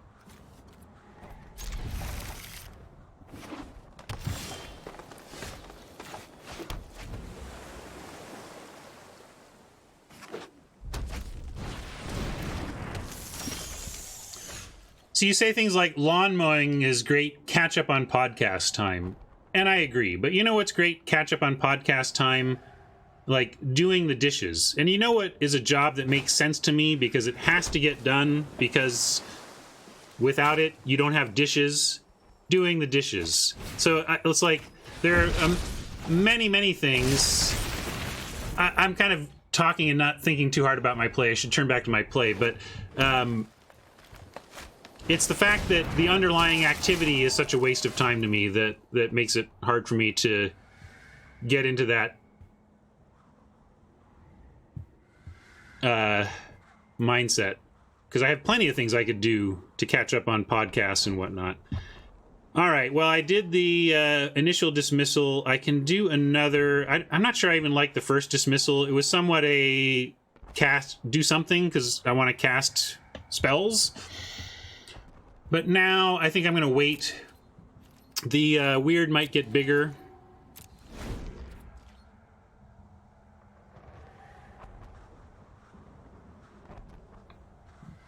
Yeah, I watch Netflix and other streaming stuff when I'm doing dishes.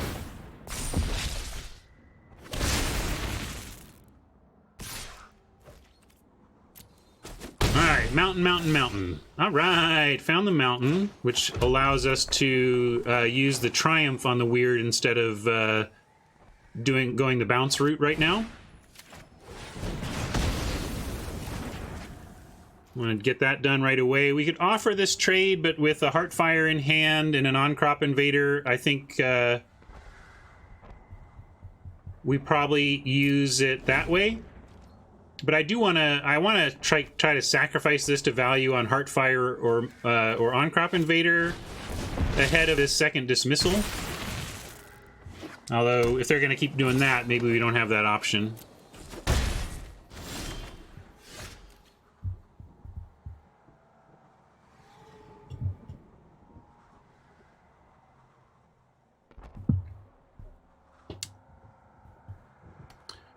Okay, still want more land, but we can play an invader here. Use all our mana and hope to double spell when we find a fourth land. Not blocking with that, so I'm attacking with it. A little bit behind on the race here. Just don't want to see the croc. Don't croc me, man. No crocs, although Ogre can block a croc. We got a couple of Ragers that can pump up to block a croc, so we actually have croc solutions.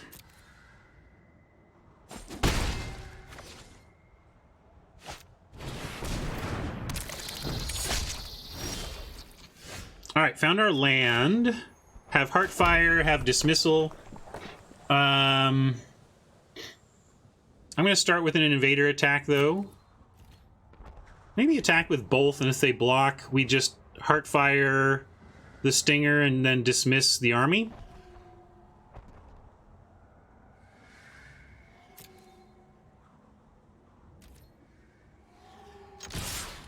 That's what I'm going to do.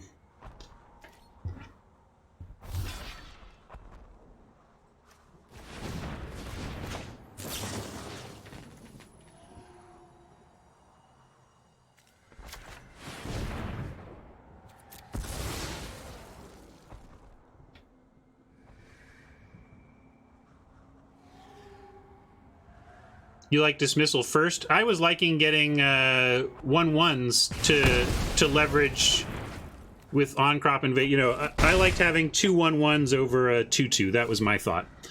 Although here we can probably just Rager, and maybe they'll do something further to make that army token bigger, and then the dismissal gets better and better.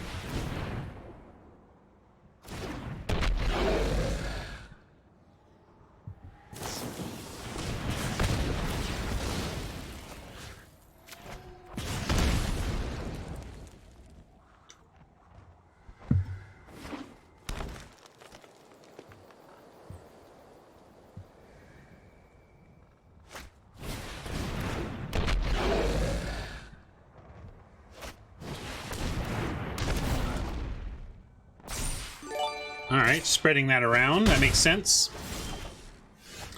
Alright, we're finding more land, getting close to the Dam Breaker. Dam Breaker plus army, making it a 1/1 to a 2/2 is alright. We want Rager with activation. Although if we dismiss now, we have a threat of activation on Invader. Although they can't really block with anything here anyway, unless they wanted to double block, which they're not going to do.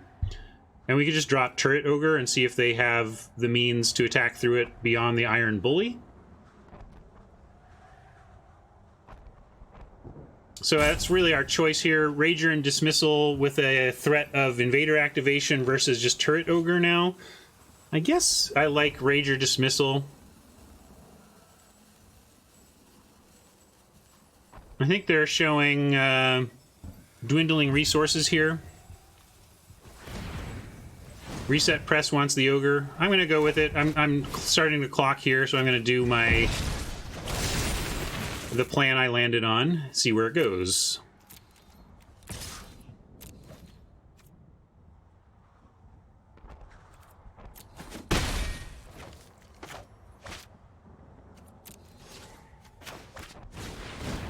I think they're pretty similar. I don't know.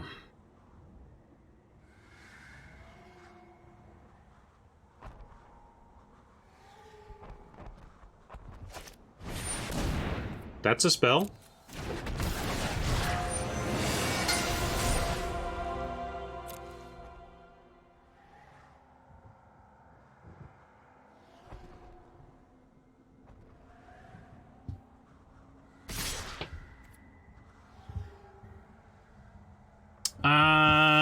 let's see. I guess we can offer...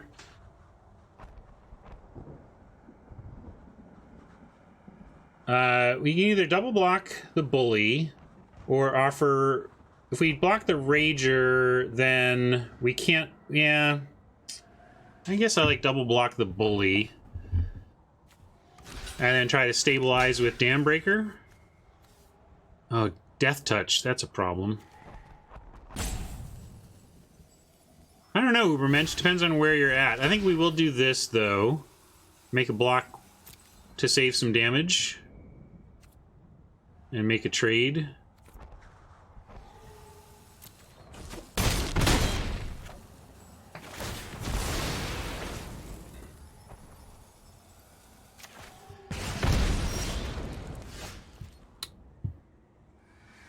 Now we just have to play Ogre and maybe try and race somehow.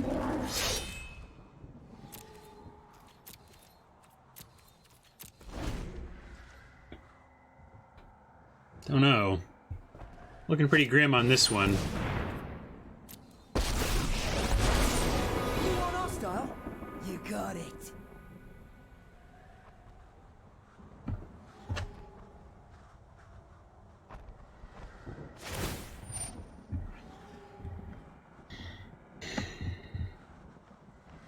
I mean, for what it's worth, we should do this. Well... Actually, I take it back. We're going to let it resolve, because then at least on-crop invader blocking is a trade. My wild beasts will bring your comeuppance.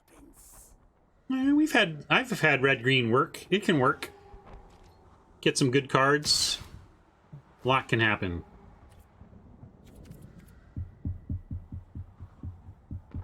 Probably actually need to make this trade. And then we just need to find mana for the Dam Breaker. Yeah, you're right, but... Exactly, what can we do?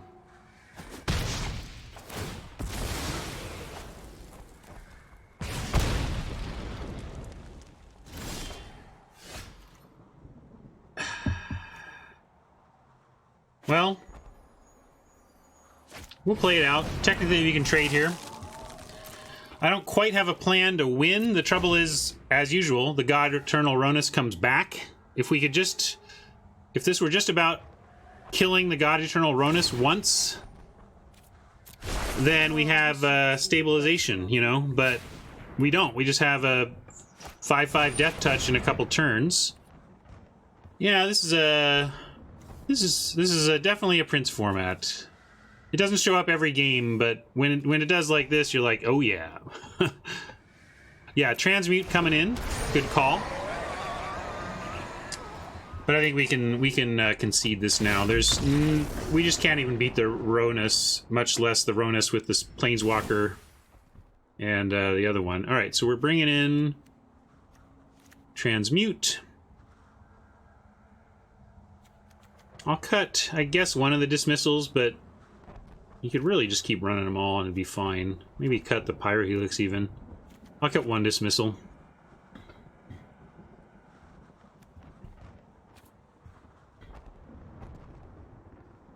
Yeah, that's the best we can do. Hey, Banana Jack, welcome.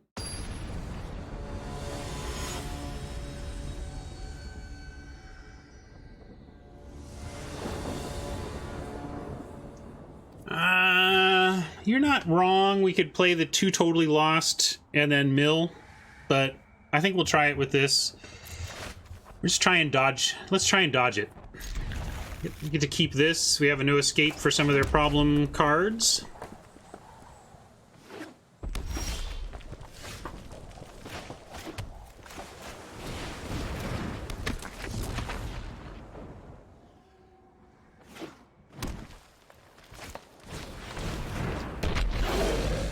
The real trouble with Ashiok is that it's not that great against aggro, and that's really what this deck is trying to do.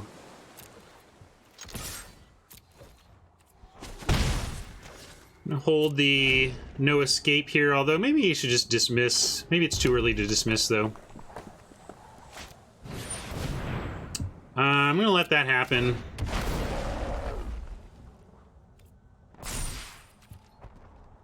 I could have no-escaped it, but we just have other things we're trying to do. I'm going to dismiss now. Oh, we could rage, though. No, I'm going to dismiss the bully. Being that. Scry is helpful here, too, as we look for land.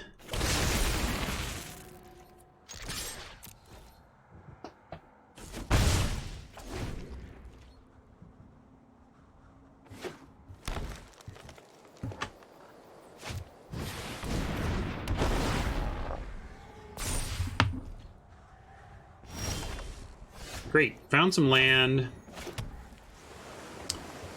I'm willing to outburst here. Let's just outburst. We could end up facing Aronis or something, but if so, we can dismiss. If we get a 5th land, we get to dismiss and have no escape up. So even if they land the crocodile, that kind of stinks. But I'm gonna keep trying to apply pressure here.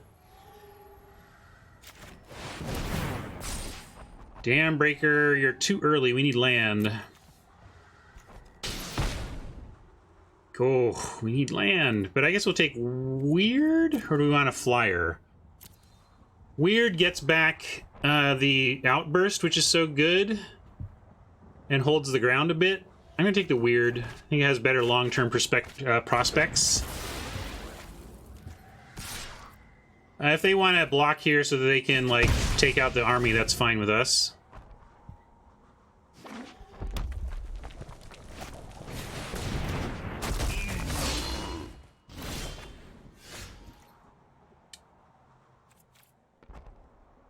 Man, lots of answers here. We could go, I actually like Heartfire Rager, I think.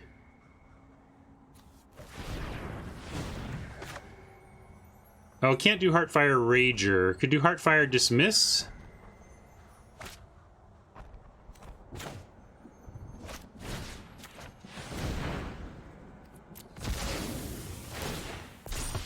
Alright, we like the land on top.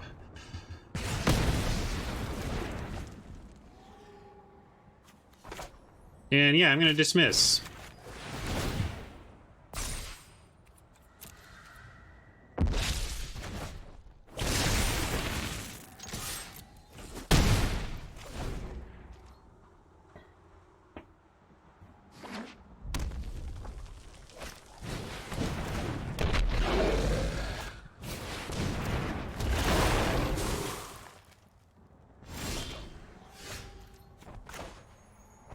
That Hulk is real.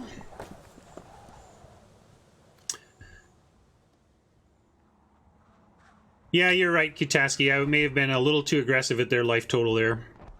Maybe not the best line. I'm going to go ahead and Rager and keep the no escape up over Weird.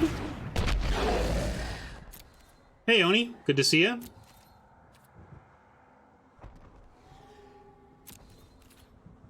And now Rager threatens to trade with Bloom Hulk with no other help as well.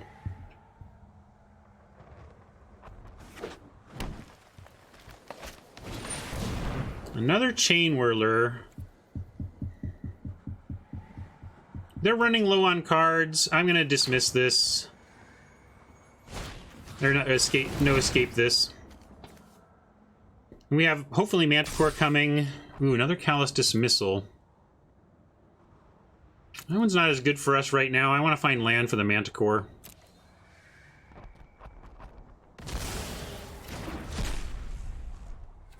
There we go.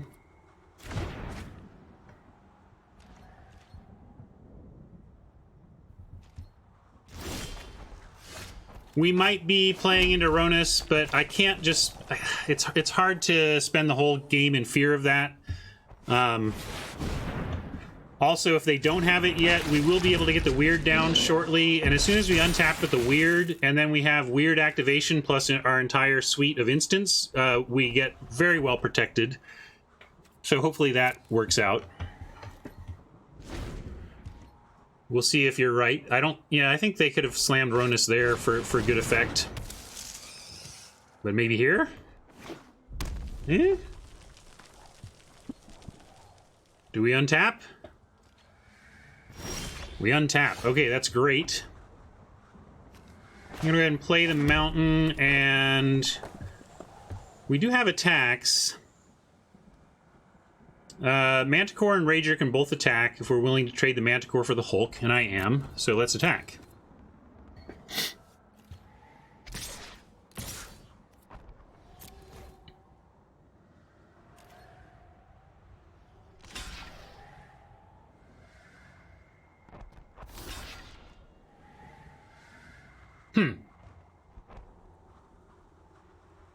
Okay, they're trading. Yeah, they're just making trades too. That's cool. So we go like this, and since we wouldn't be able to activate the Spellkeeper Weird anyway, I'll not make the same mistake I made last game. We try to learn from our mistakes. I'm going to do the extra pump so that the point of damage off the Rager death gets to go to the face instead of being wasted.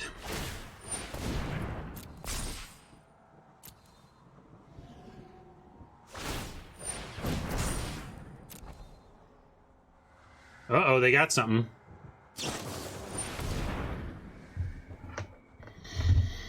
Unfortunate for sure. Anything we can do with the ping? Not really. Okay, they got us. We gotta ping the face.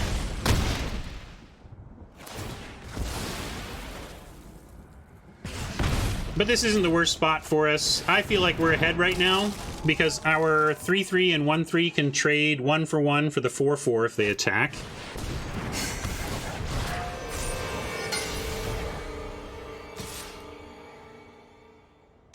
Come on. I was going to make this trade anyway, so let's make it.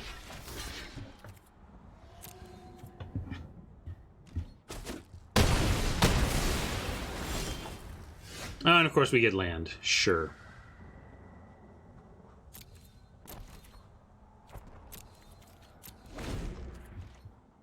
One untap away from exactly the protection against this I was calling for. We still have 2 Callous Dismissals, although we put 1 on the bottom. I think our... Didn't we put a Totally Lost on the bottom too? So I think we're down to like 1... Oh no, actually, yeah, I think we're just out... We don't even have any bounce anymore for it, I don't think. Because didn't we put... Yeah, we have Lost and Dismissal on the bottom, so all of our bounce is gone. No need to block and sack yet unless we have a real plan. Like, what are we blocking and sacking to do, and why now? We could get a Callous Dismissal back, but we need the other No Escape. So I think we are... Our out is our other No Escape.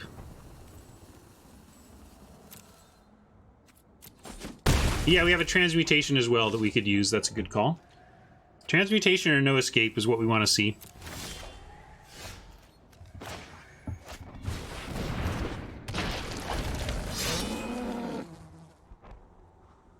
I'm going to play this so that we have, in case we just have to, the option to sack Weird to go get No Escape and play it.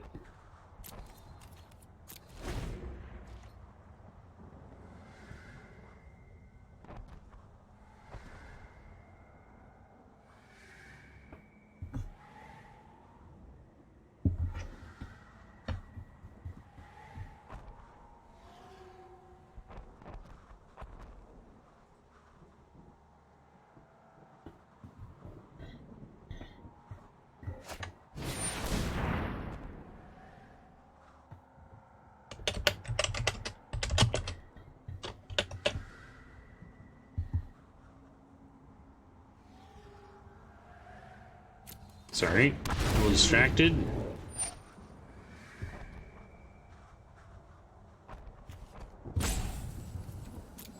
Alright, I'm back.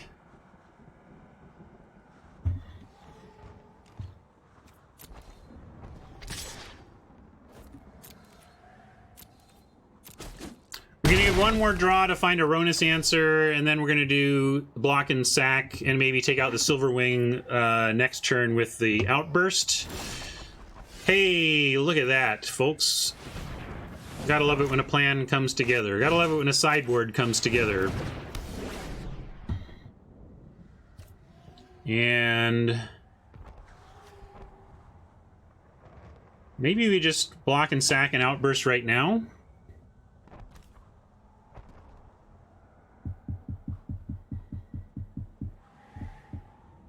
No, we can wait. I'm gonna... In case they do something that we decide we need to counter, we'll wait. But... yeah, I'm just trying to decide if we're waiting to see... And so here's the thing. We're almost certainly going to outburst the flyer. But if they did something also at Aronis level or just super good, like they had planeswalkers, and you know, we may want to go get no escape and counter the planeswalker or creature instead. The question is it worth risking them drawing something to save the Silverwing or otherwise making Living Twister? So I think we have to wait, and maybe we'll find our own, you know, flyer or whatever to solve that situation. So I'm going to actually even wait for post-combat. We'll take that one attack. I don't think the Weird actually qualifies yet. Maybe that's a bigger threat than the Silverwing, but I don't think so. But right now... awkward.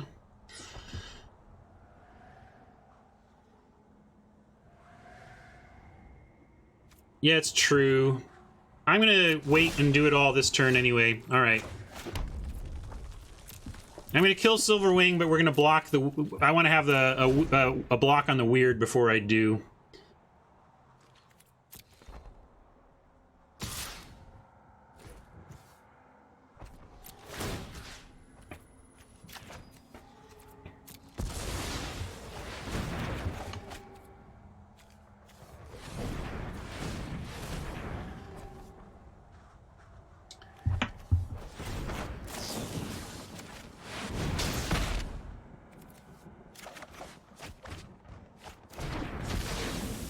Triumph is nice. That'll take out the Weird. We can wait, though. See what we draw. Not that helpful.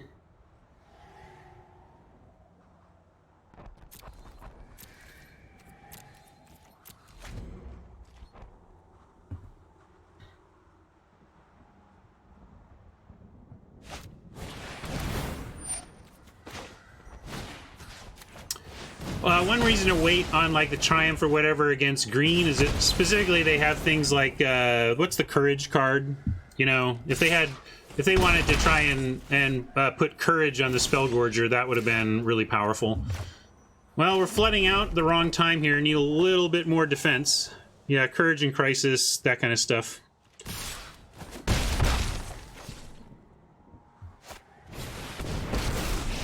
That's going to be tough here. We need like a perfect draw.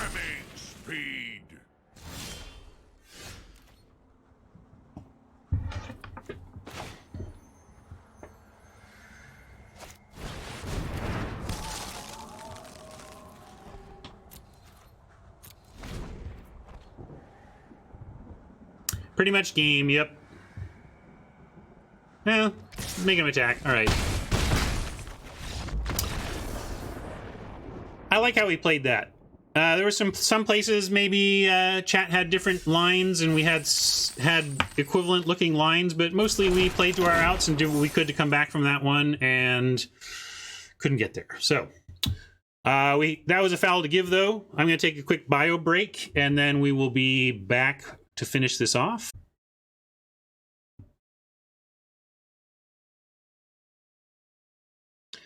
Nice, Tron. I'm looking forward to seeing them as well. I don't have tickets yet, but I intend to get there.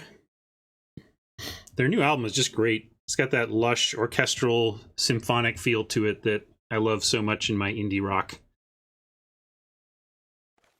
All right, Bouncy House, you've had your foul to give. Let's get to profit.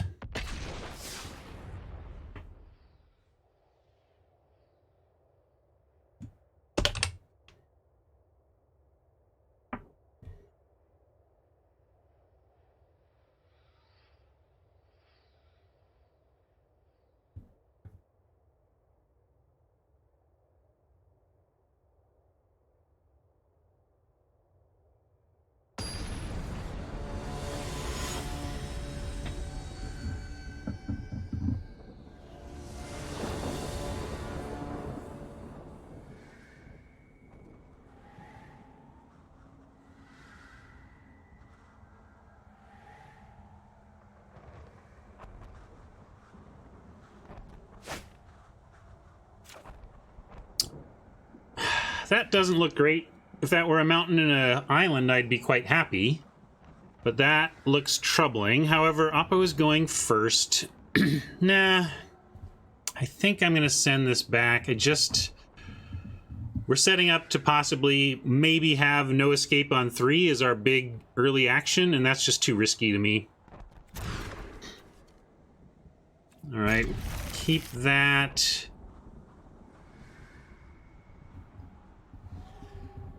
I'm going to bury the dismissal because we want a little bit more direct action.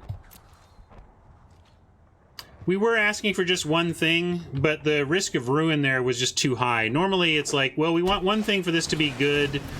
And it's like, what percentage of your deck is that one thing? And like, we had 8 things. We had eight outs to what we wanted, and that just was a little low to me.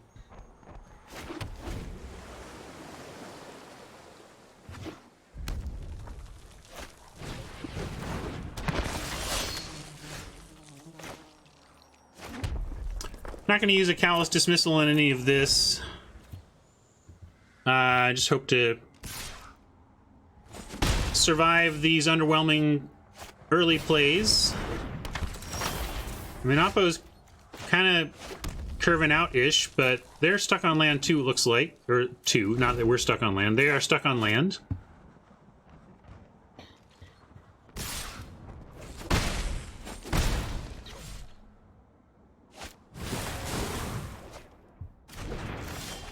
And we're flooding, so we having opposite problems here. Is it time to set them back a little bit? I'm going to put the Visionary in hand to buy a little bit of time, but maybe we don't need to. We're not under a lot of pressure. Same thing's happening again, though. We're failing to punish someone mana light.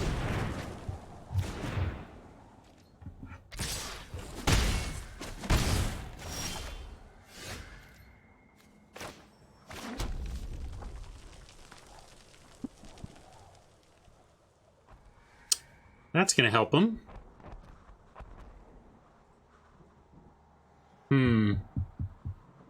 I guess we'll be patient again. We have a lot of instants. We have 2 instants and then a Manticore next turn. Probably going to totally lost something here.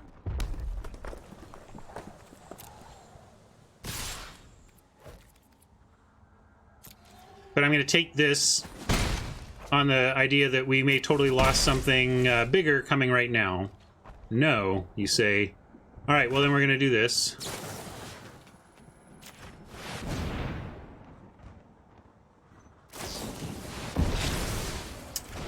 I thought about that for a second.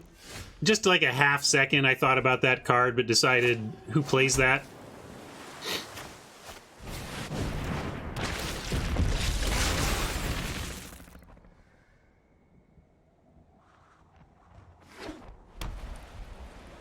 No escape was not an answer, by the way.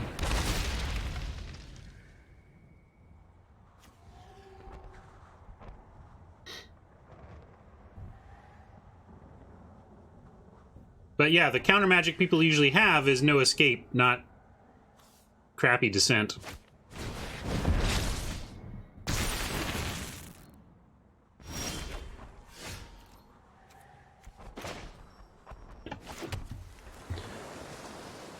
All right, let's see what they've got coming. Starters. Totally lost. Okay. It's not that bad for us.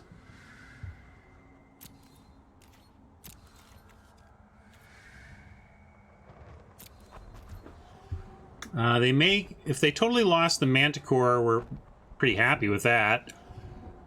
And I'm just trying to decide if I want to dismiss the army token yet, and I think the answer is no, we don't. Maybe I want to get that Visionary before it can loot, but I think they're going to totally lost something here.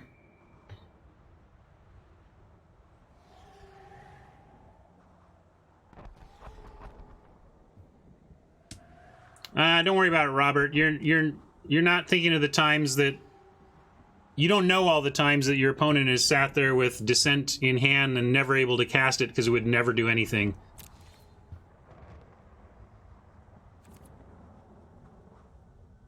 I guess maybe somebody would cast it eventually just to get the 2/2 out of it. Have I run it before? I mean, it's not. It's just like D minus level. It's and in a very generic way, you know.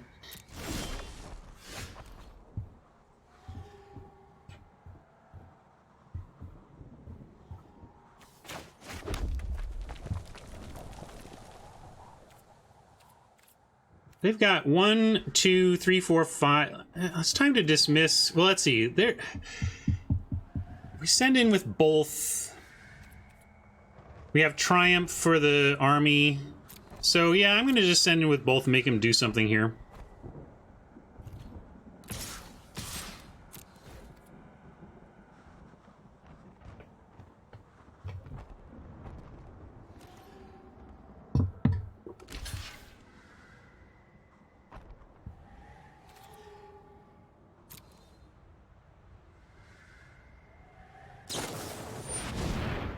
Okay.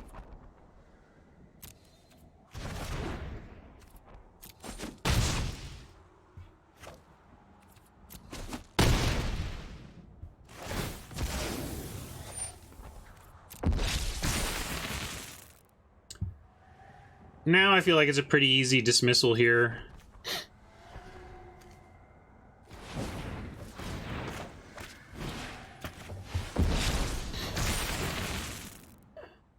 We'll keep this stuff back. Yeah, I could also, again, take out the Visionary, but I think if they're spending 2 mana to loot at this point, that's actually also good for us. They got a couple of chumps in those rune walls, but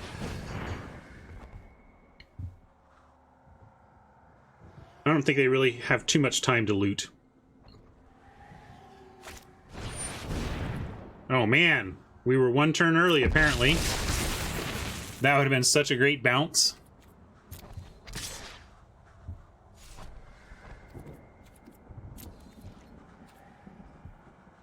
As it is, I'm going to go ahead and, well... yeah, with the way they blocked, I'm just going to do this now. We'll trade Triumph for their spell and have great attacks.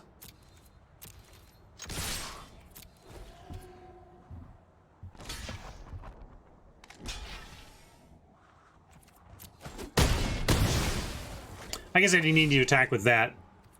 My attacks aren't that great.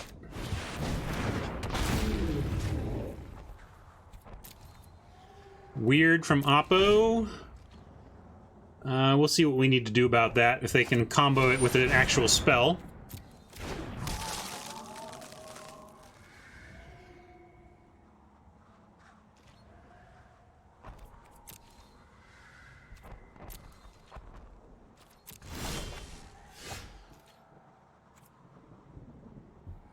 I'm going to play Rager ahead of attacks in case we need to Heartfire it, to sack it to a Heartfire.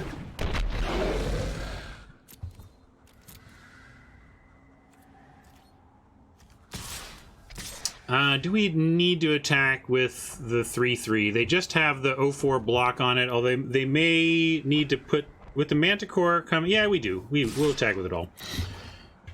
If they want to put the 0/4 on the 3/3, that means they've got to put something else in the 4/5.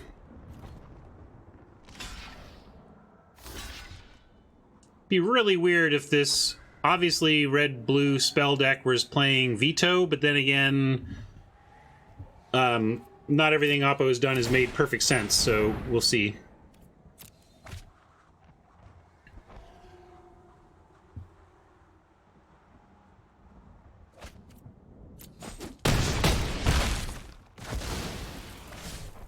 A lot of low card quality, in my opinion, here. I'm wondering where their strength is. They have to have some good top end that they drafted first. I mean, it's one thing for people to play Relentless Advance and cards that I try to avoid at this point, but it's another, you know, they people still don't take those early, so I'm wondering what Oppo's good stuff is. Yeah, funky but loving. You can have Veto in the range there, but I don't think you have it in the range such that you would play around it. Does that make sense? It's not a 0%er, but it's not enough to play around.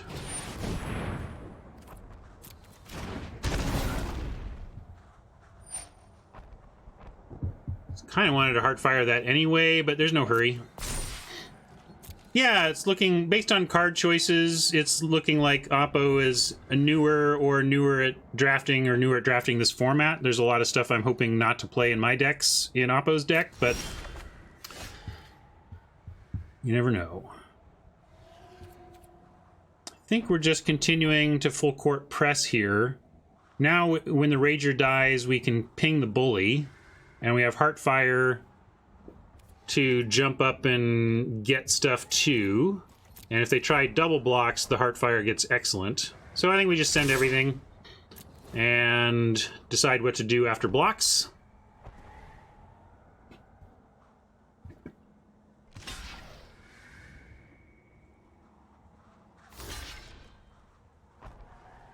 All right, well, I'm gonna go leave up Heartfire, activate 3 times?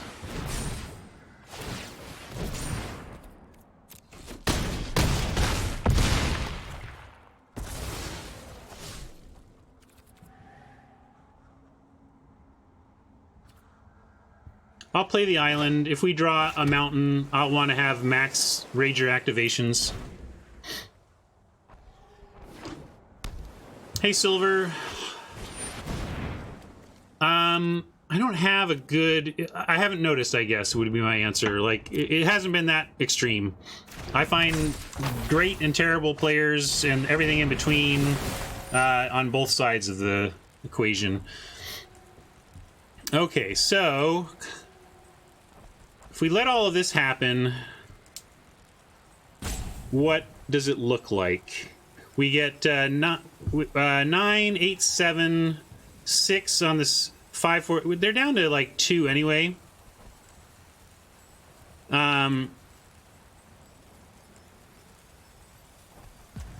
See, we resolve this, and then we can even do this.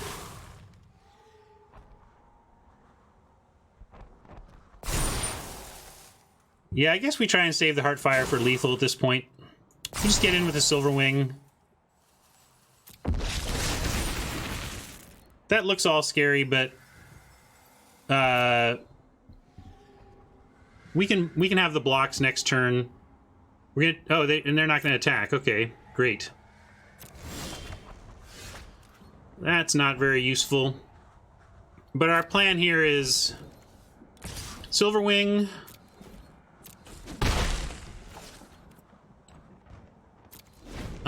Trade with Rager, send the final point at face, and then we have Silverwing, Heartfire. Rager, then we just don't have a lot of blockers, because they have this big attack here. Because then they could just block the Rager with the runes, and then we only have 2 blockers for this big attack, which I wasn't comfortable with. And instead, we can do this work here. Go like this, and just chump over here.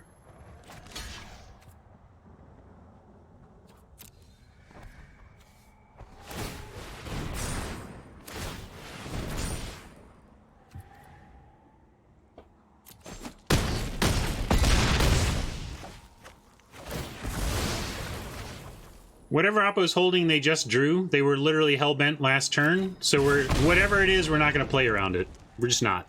They had, if they drew the perfect answer, tip the cap, move on.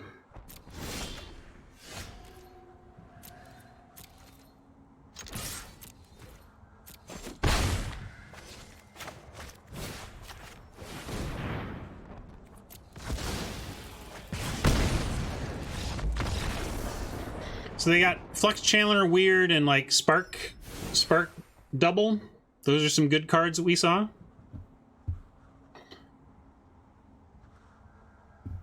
Just enough gas to get there. Woo. All right, mirror match with, but they generally have lower card quality. Do we need to bring our own Crush Descent? Ashiok would probably make him freak out. If they don't get on board quickly, Ashiok could be nice. They are playing some early aggro, though. What do you think? Is this an Ashiok matchup? Or is that a little greedy? Could play Blind Blast. They seem to be trying to build up army tokens, so our strategy in general is pretty good. The 6 bounce spells.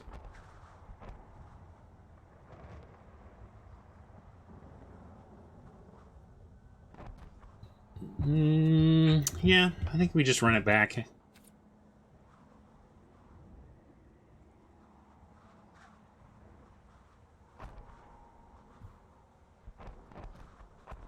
We put in Ashiok, what are we taking out?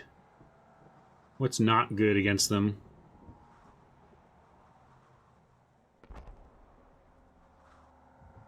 Yeah, I think Ashiok, we don't need that. I think our card quality should win the day. Maybe they have bombs that we haven't seen. But I think our average card quality is a nice advantage here that we should press.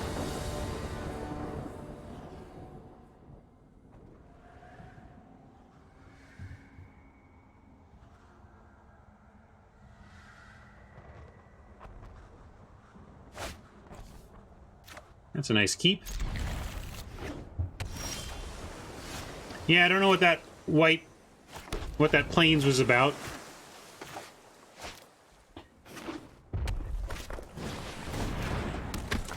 Oketra is double white, so not really a splash. Doesn't mean people don't try it, but it's not a good splash.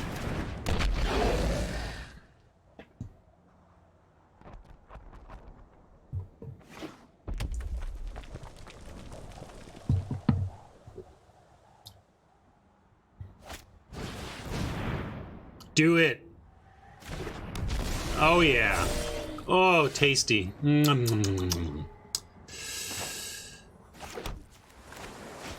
do this right now.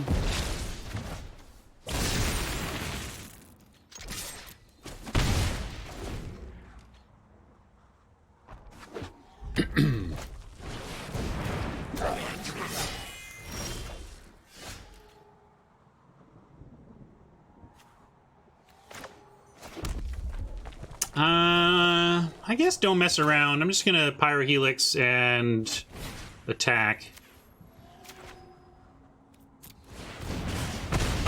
We could, like, wait for an army token to ping or whatever, but I don't see why we shouldn't just... Oops, do this.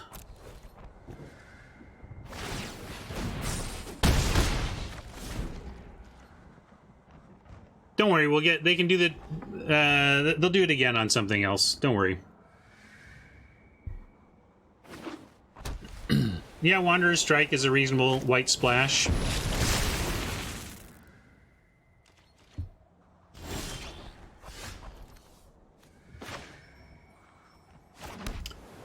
We're going to dismiss again, and then weird.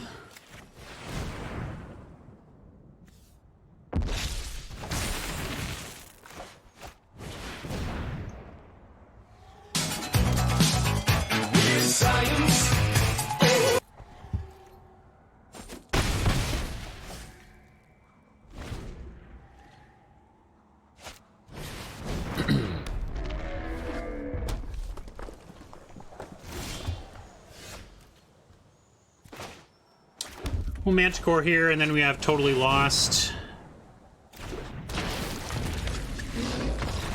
They don't even need to see it. Oh, is that volume too loud? I see, I can't hear it at all. So actually, if you... With the way my setup is, if I set it up so that I can hear it, you all would hear it double. So I don't hear it at all. So if there's stuff that's too loud, you can let me know, and I can pull it down a little bit. Maybe I'll...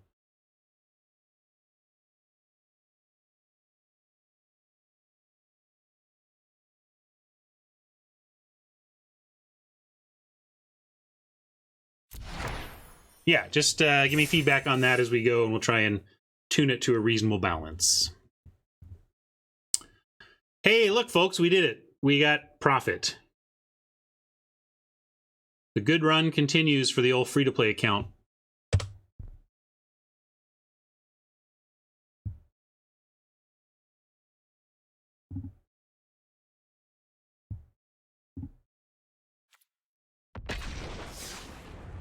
But I want more.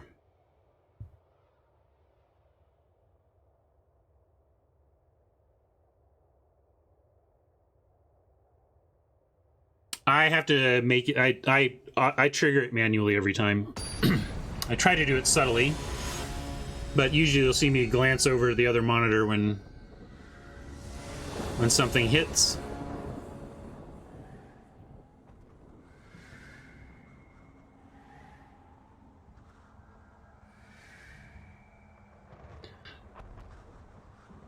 The weird science meme, Vaporkin, or really any meme, I have to autoplay, or not autoplay, I have to manually play. Can't keep this. I think we have to keep this. I just don't go to 5 unless it's ridiculously bad. We'll keep that on top.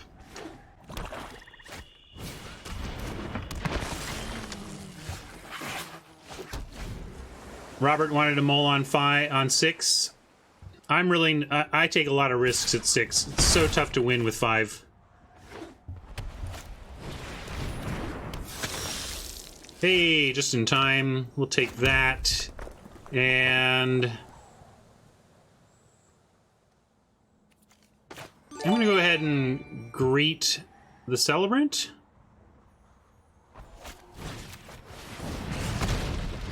And keep the mountain. Okay, yeah, Robert, I wasn't sure how delayed the chat was.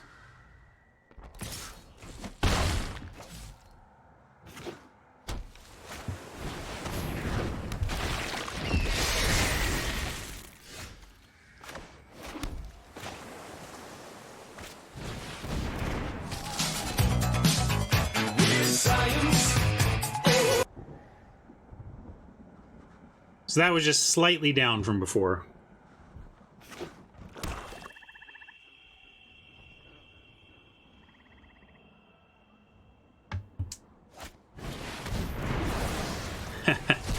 Burrito wants ear damage. What did they get? What do we have? Oh, Spellkeeper, sure. I forgot. Alright, hopefully the ogre holds the ground.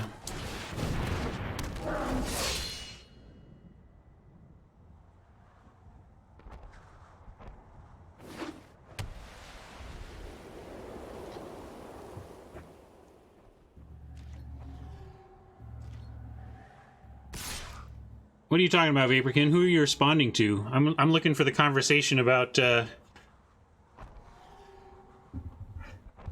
old formats.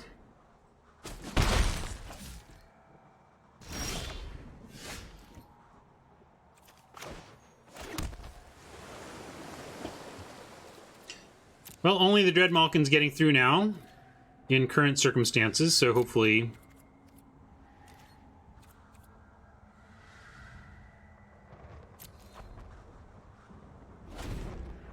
Oh, that's good. Lost Nightmare.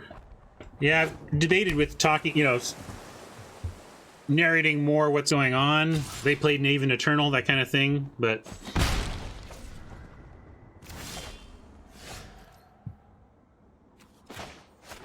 Right now, we're just going to continue. We drew land. We're going to take one a turn here from the Dreadmalkin until they get greedy with it. Maybe they'll sack an army token to it or something.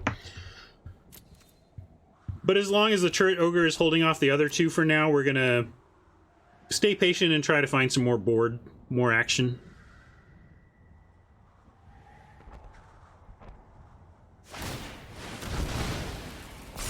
Alright. That probably means they have another army token creature coming.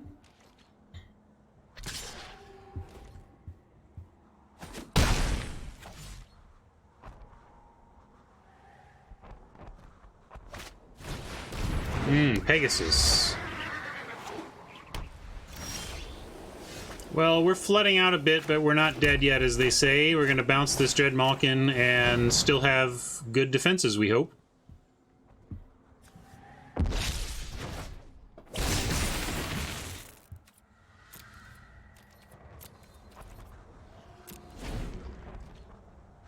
Totally annoying to have ETB creatures against your 6 bounce deck, for sure.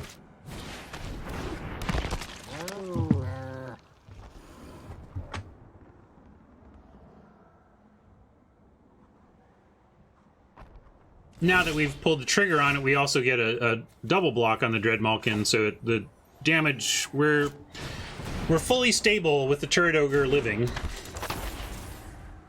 And we're against black. We could face Davriel or whatever, but we could also face Few. There's a lot of things that could make us sad about discard, but I'm gonna just play out our land.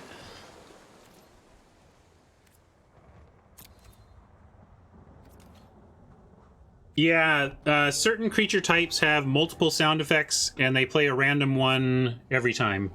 It's just random between whatever they have.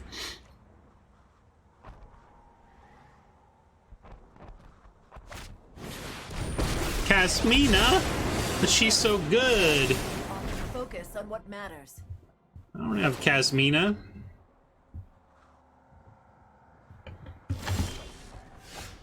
I got a Rager though, that's not bad.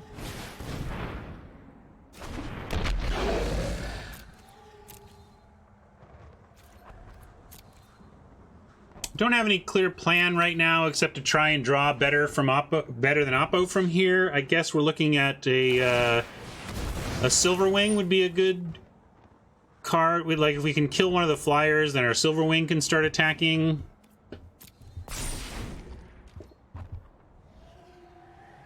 Would they sack? Oh, wizard dude, sure. Vaporkin, go easy. Just because they can't kill a Turret Ogre until now doesn't mean they're an idiot. Now the landscape changes. I blame Vaporkin for that one. His comment summoned the Obnixilus's cruelty to the top of the deck for sure.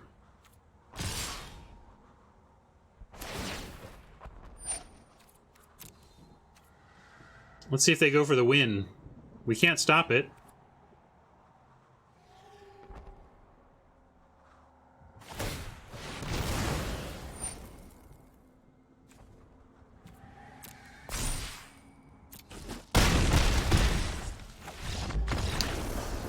Nice looking deck from Oppo. Maybe a little too balanced in the colors for my taste, but they've got some powerful cards going on over there. We flooded out a bit though. Not much we could do there. Blind Blast. Did they have other... No, they were a lot of 2 toughness, not 1 toughness.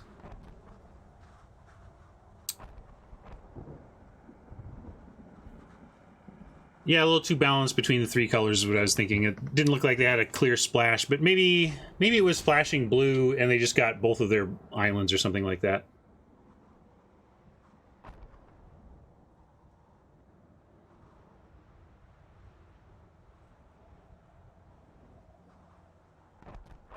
Yeah, maybe Ashiok is a reasonable play here. Let's think about that.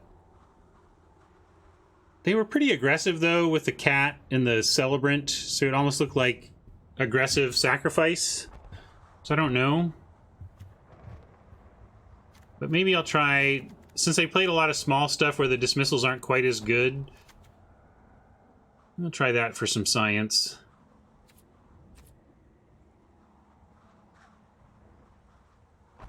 You like the Lost over the Dismissal?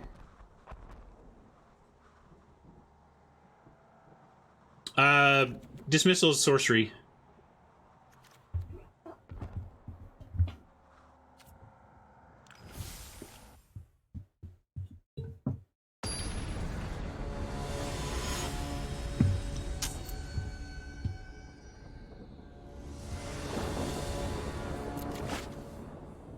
Well, we get to find out. We'll keep this. Pyrohelix is nice for some early defense. They showed a lot of 2 toughness, so... And 1 toughness. Maybe they show a cat here.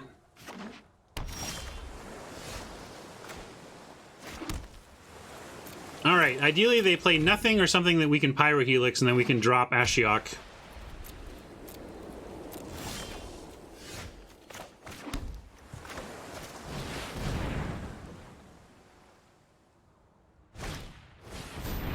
Wow. Alright. Wasn't going to play around that. And now we get told. Like, what a nut kick way to end this one.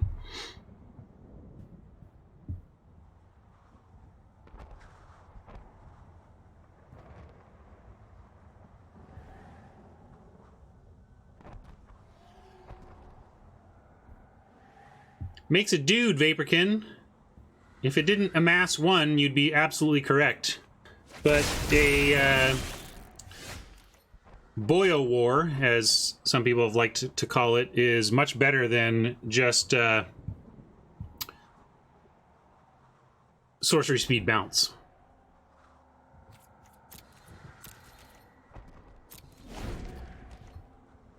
Well, at least they don't know about our counterspell in hand.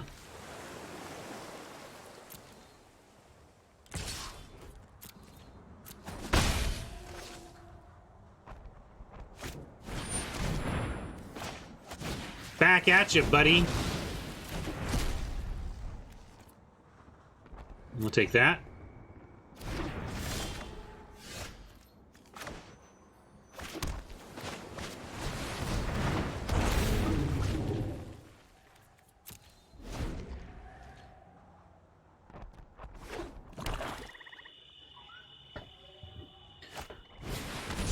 Avian Eternal makes the soldier a little bigger, but we still have the blocks.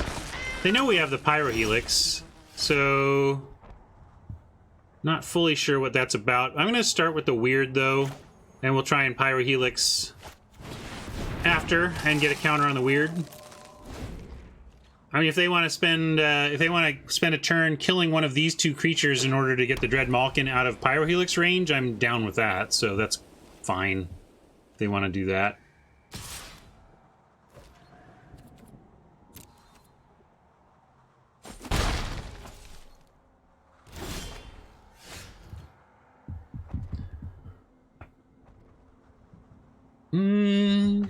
Trouble is, so if we Pyro Helix, we can only really go for the Dread Malkin but then they get to sack in response. So Pyro Helix basically says Oppo sacks one of their other creatures if we aim it at the Dread Malkin. Since they haven't done anything yet, I kind of just want to play the Invader out here. And maybe even start attacking. I didn't attack before, thinking that we were a little bit more defensive here, but we may actually even be better off trying to be the aggressive player. I'm going to attack with the Silver Wing and drop the Invader.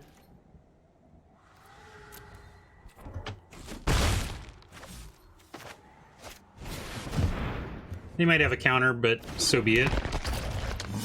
It's not mission critical. What are they doing, though? So they had 6 mana, 2 cards in hand, and did nothing. It's possible they're just on Mega Flood. But I feel like they probably have something that they are choosing not to use. But they also know we have a totally lost. Like, their resources here aren't great for what we're placing against them. They want to come in with the attacks. All right, I'm saying do it. Fine, let's race.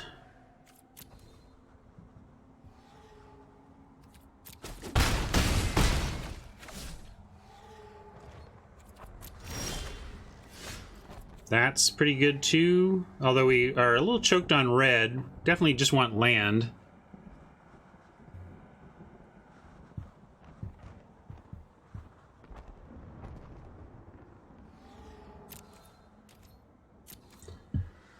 Land would be nice. Maybe I'm wrong about us racing. Are we really racing? Maybe I am if we're willing to Pyro Helix here. Question is, what have they got? What have they got? Yeah, it could be plating. I think we take one. We're gonna do one more all-out attack here, or one all-out attack at least, and then think about doing something here, like we can Pyro. I guess we need to Pyro Helix, and find out. And I'm gonna go for the Eternal. It's flying, and yeah, they just get to reinvest it into. I guess we can. Yeah, if we do it now, the weird does extra damage. I'm gonna make him do it.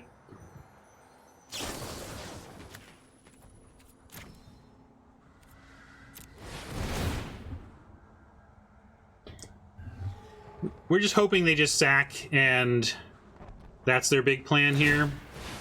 And then we're a land away from Totally Lost, which answers both of these pretty well.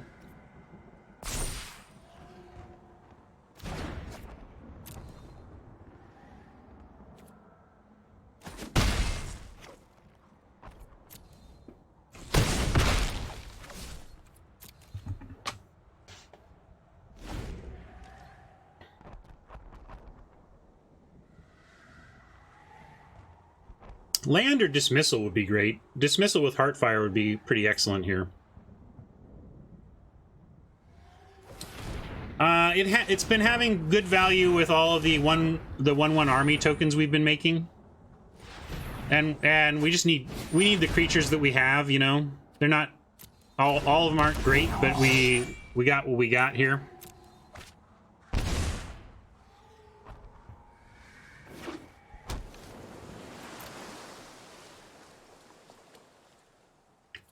Record is correct. We are in best of 3 here, down a game in our 5th match.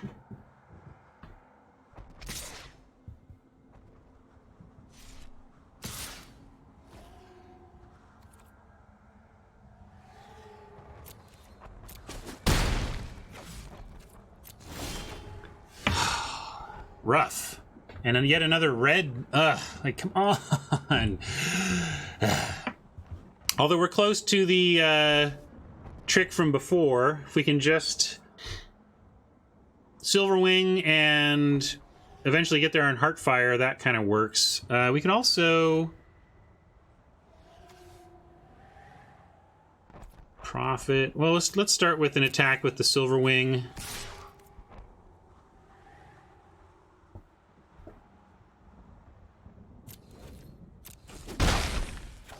And we'll play the Prophet. Our plan to win here might just be attack to 6, attack to 4, and win. So, like, we need to survive twice? 2 attacks?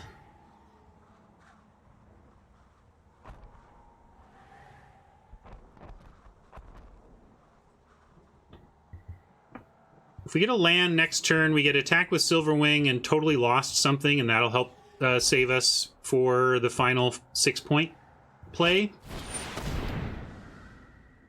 Okay, well, literally never seen this cast before. Literally the first time I've ever faced this, and it's gonna wreck us.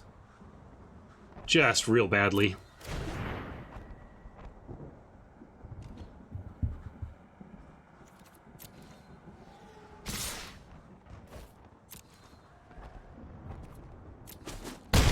Now I don't know if we have the tools to win this. We'll see. All right, getting hit with a little variance here, but I'm really not sure we're completely dead.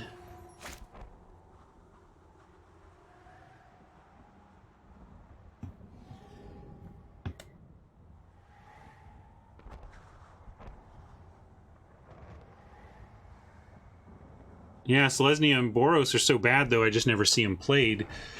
Okay, how can we win? How can we win? Is there any path to victory from here? It starts with just, we need to, like, wreck their board and then go totally lost Manticore and somehow have that be enough. So we're going to leave everything back, and I think we work the Heartfire angle on this one, maybe?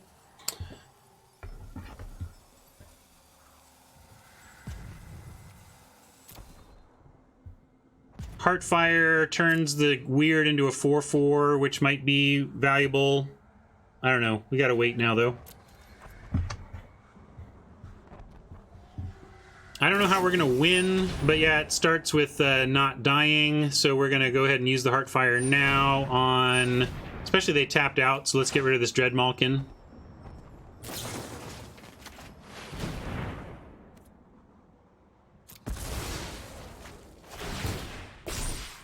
If we can survive, we will figure out how to win. Right now, we just got to figure out how to survive.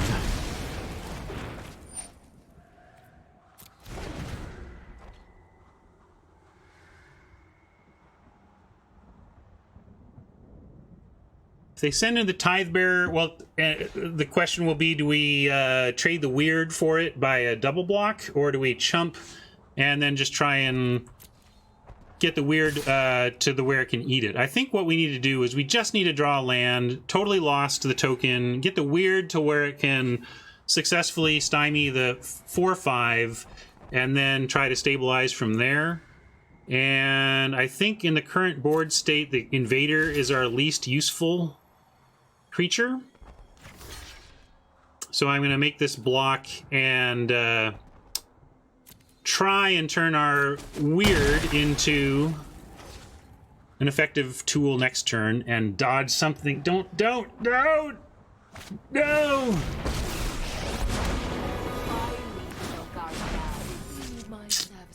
Not great, Bob. Not great.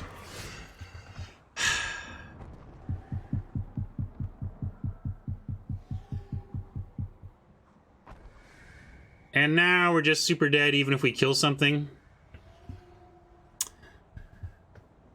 They'd have to make a mistake for us not to not die. But let's make him do it anyway.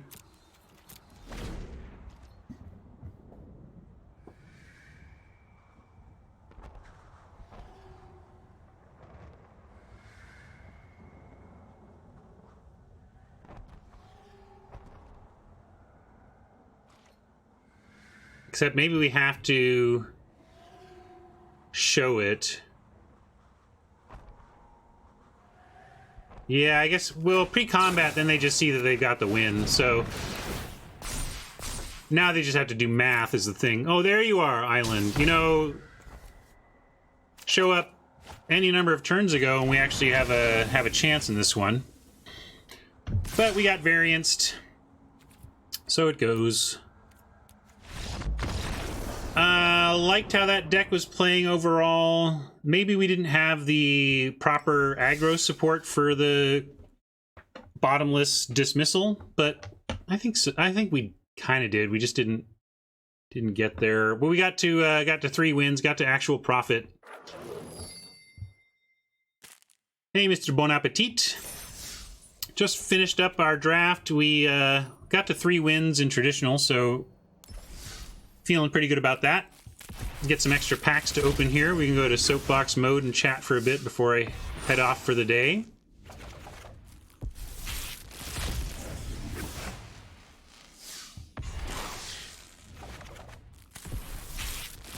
If you haven't seen, I am co-hosting Limited Resources again this week because Luis's voice is not recovered.